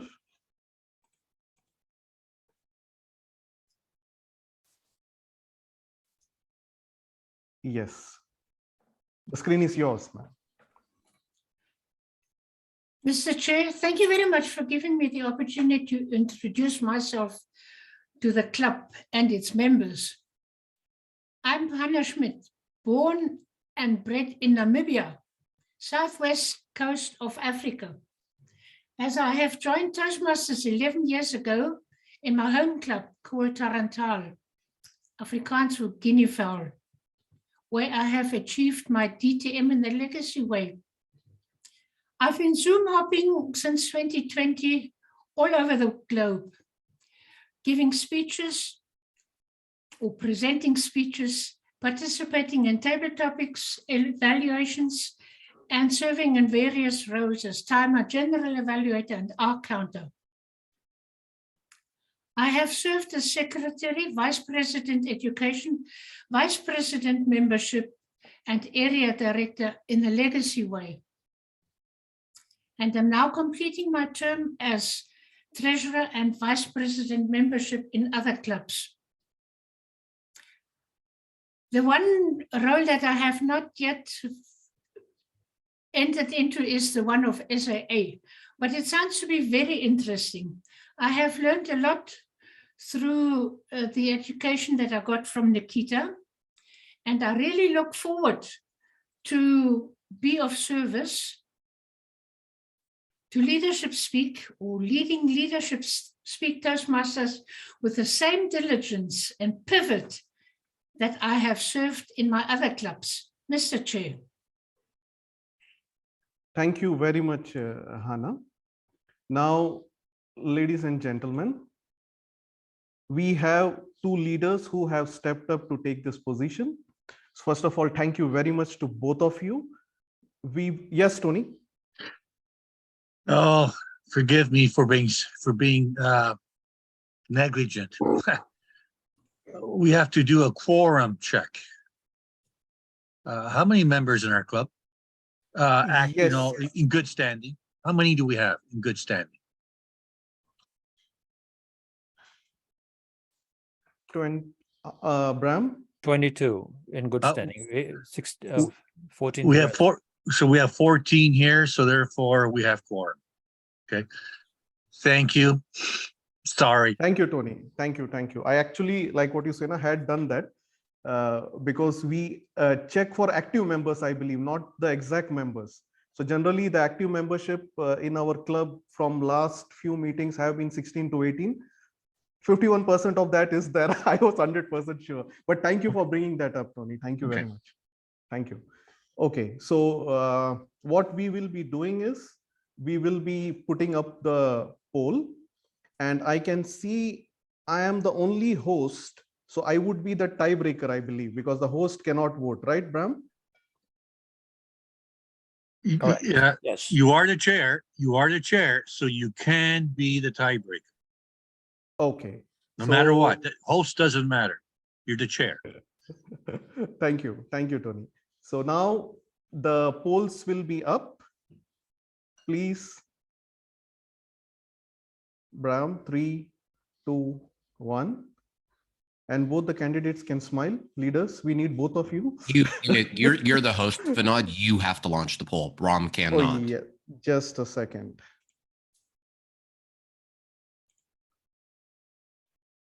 Thank you very much for bringing that up, Brent.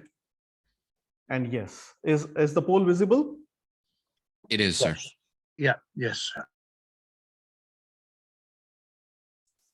We'll keep it up for 15 seconds.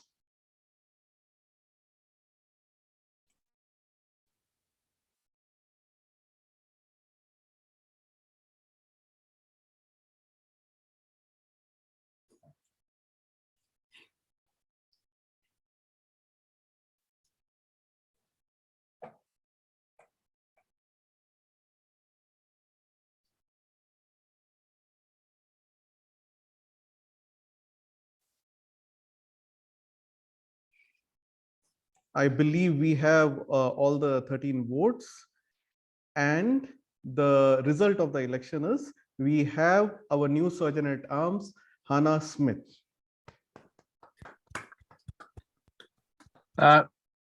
Technical Can- question. Technical Yes. question. Did you vote, Vinod? No, I didn't vote. Good. And Then that's fine. Then you can announce the decision. You can verify vote. If you voted, you could not have, but that's fine. Okay, we're good. Thank you. Thank you very much, Tony, for that. Thank you. Thank you very much. So, ladies and Vinod? gentlemen, Vinod, I think Sandy would like to say something. Thank you, Mariana. After this, Sandy, just 1 minute. Okay. It's fine. Thank you, Sandy. So, ladies and gentlemen, just let us first congratulate our new elected Sergeant at Arms, Toastmaster Hannah. And technically, you will instruct the secretary to inform To the Toastmasters International. Yeah. Yes. So the secretary will cast a vote on behalf of the club, and please do update all the 7 people to before July 1st.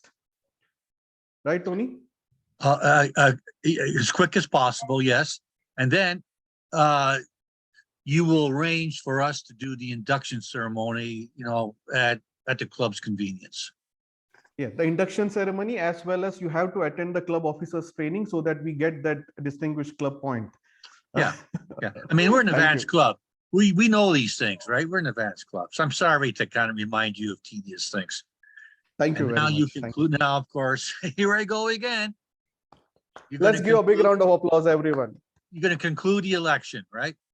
Yes. So now I will declare this election as closed.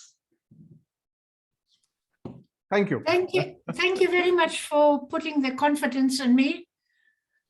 I shall do my best. Actually, it's not appropriate to do any speeches right now for this. Sorry, Yes. Hannah. it's those darn rules, Hannah. It's not me. It's I was through everything. I was through everything, Tony. Oh, you're good. You're good. But rules are rules. Thank you. Thank you very much, Hannah. And now, Sandy, yes, please go ahead, Sandy. I wanted to get your attention before you call the election to a close, because I see that Francois and Hannah were going for the position of Sergeant at Arms, and I wondered if Francois would be interested in the secretary role, because I took on a job this week and I haven't worked in 2.5 years. And I actually quit my other Toastmaster club on Wednesdays for that same reason. And if Francois is interested, I'd be happy to be on her committee or Hannah's committee. But I would love it if she could speak to that for a moment. Thank you, parliamentarian. Oh, well, let's for the sake of the club, let's handle this now. If Francois wants to, let's just be efficient. And Francois, she is very passionate. I believe she would be looking forward for it. I thank you so much, and I accept the recommendation. Yes, to be the secretary. Yes, and congratulations to you. Congratulations to you, TM Sandy. And I too just gained employment over 2 years and months being home, but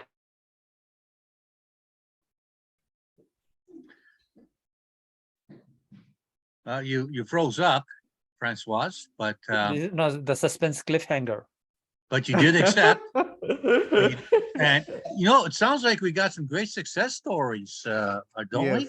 With Fursey's and and Sandy's and Francois, and looks like and Hannah's. Wow, what a meeting! So now, of course, Mr. Chair, you're going to direct the secretary to cast 1 vote to appoint the secretary as So do I need to check from the floor? Is anybody interested? Yeah, No you need, should right? check Because first. Yeah. All right. Okay. okay. Yeah, go ahead. So Sorry, I jumped the gun. Go ahead. Yeah, so just like in Toastmasters agenda, we have an impromptu election again. we have impromptu speeches. Here we have an impromptu election. I would call for nomination from the floor. We have already one nomination from Francois. If anybody would like to step up for the position of secretary, please raise your hands and let me know. Or if you would like to nominate anyone, and I will count till 3. Yeah, Tony. You have to do this 3 times, right? Yeah, 1. I have to count till 3, right? So 1. No. Can I say something? Yes, Scarlett. I just want to say, can you also put up the role description and duties of the secretary, just to be fair to Francois? Oh, Since that we've would be done a that. big challenge for me because, like what you said, Okay. I can read it. I can actually very quickly read it. I mean, we are an The, advanced club, right? So we tend to expect people to know. But briefly, Tony, Okay, if you can very just briefly. overview. Yes. So just to make sure we're talking secretary. Secretary maintains all club records, manages club files, handles club correspondences, and takes the minutes of each club and executive committee meeting. The secretary is in charge of updating and distributing a roster of the current paid membership and keeping the club officer list current for Toastmasters International. Though some clubs combine a secretary role with a treasurer role, we don't. It's best to, so we're going to have a dedicated secretary and who will also occasionally assist the vice president of education. That's concluded. That's okay. I'm finished. Thank you. I actually keep this book always with me, even though I am in taking part in this. Yeah, the club leadership handbook. It's a great book. Yeah. Yes, it is. And I also have all the slides for all the roles, but it's not that I prepared for this impromptu one immediately. Okay, So thank you very much, Tony. Okay, for that. Thank you very much. So Sure, we sure. have only, so I will count till 3. If anybody is interested, please raise your hands. Or if you want to nominate, please raise your hand. That also is fine. So I'll count, it goes like 3, 2, 1. So congratulations, Francois, for being elected. Yeah, Tony, I can't hear you. Yeah, my mute sticks. You've got to do it a 3rd time. You've done it twice. Yeah, we got to do, we are an advanced club. So again, one more time. Please. Okay, so 1, 2, 3. Done. Thank you very much. Thank you very much, ladies and gentlemen. We have our new secretary, Francois, for our Premier Leadership Speak Club. And I know for sure that these are all passionate leaders, and I'm very happy to be part of this along with Tony and Sandy. All the very best for your job. I always personally believe work or family comes first, Toastmaster comes second or third. So really happy for this, and you and Nikita, and we got a perfect replacement, I believe, for this.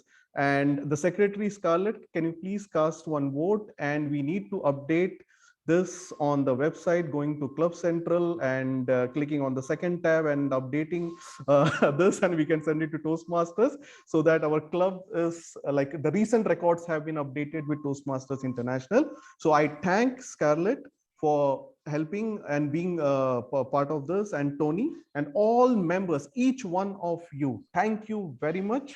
And now officially, I believe I can close, Tony. Yes, but Vinod, it's appropriate that, we thank you on behalf of the club for conducting a very thorough election of our new executive. So thank you, Vinod. Thank you very much, Tony. Thank you. It's been a pleasure. So I will give it back to the current president, Toastmaster Brent, DTM Brent. Thanks, Vinod. Congratulations to our newly elected Sergeant at Arms and Secretary. we are almost near the end of the term, which means we will be able to transfer from the responsibilities from the current executive committee to the incoming executive committee. The one thing that, again, I know I mentioned this at the beginning of our meeting itself, but we're near the end of this term.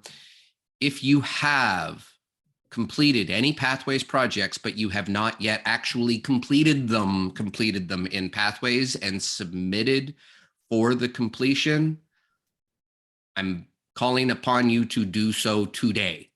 Go into Pathways. If you have recently completed a speech since the inception of Leadership Speak, but you did not actually submit the completion of that pathway through the actual tool, please go in and do so immediately, because we do need to get an accurate, up-to-date count in order to receive recognition for completion of those Pathways projects. So please, please, please do that today so that we know exactly where we stand and we can appropriately fill out the last 2 meetings of the current term.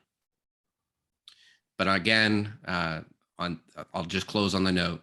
Congratulations to both Francoise and Hannah. Well done.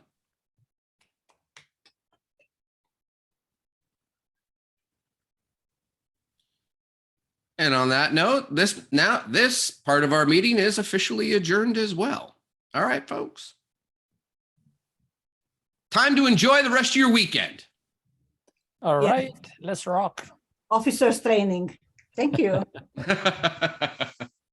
Best wishes to all the new XCOM. Best wishes. Congratulations, Francois and Hannah. Welcome aboard. I have to leave. I have a call. I'm already running late, so I will leave you all. All right. Thank you Thanks. all. Take care, Bye-bye. guys. Good night. Bye, guys. Bye. Thank you, everyone. Thank you, Fursey.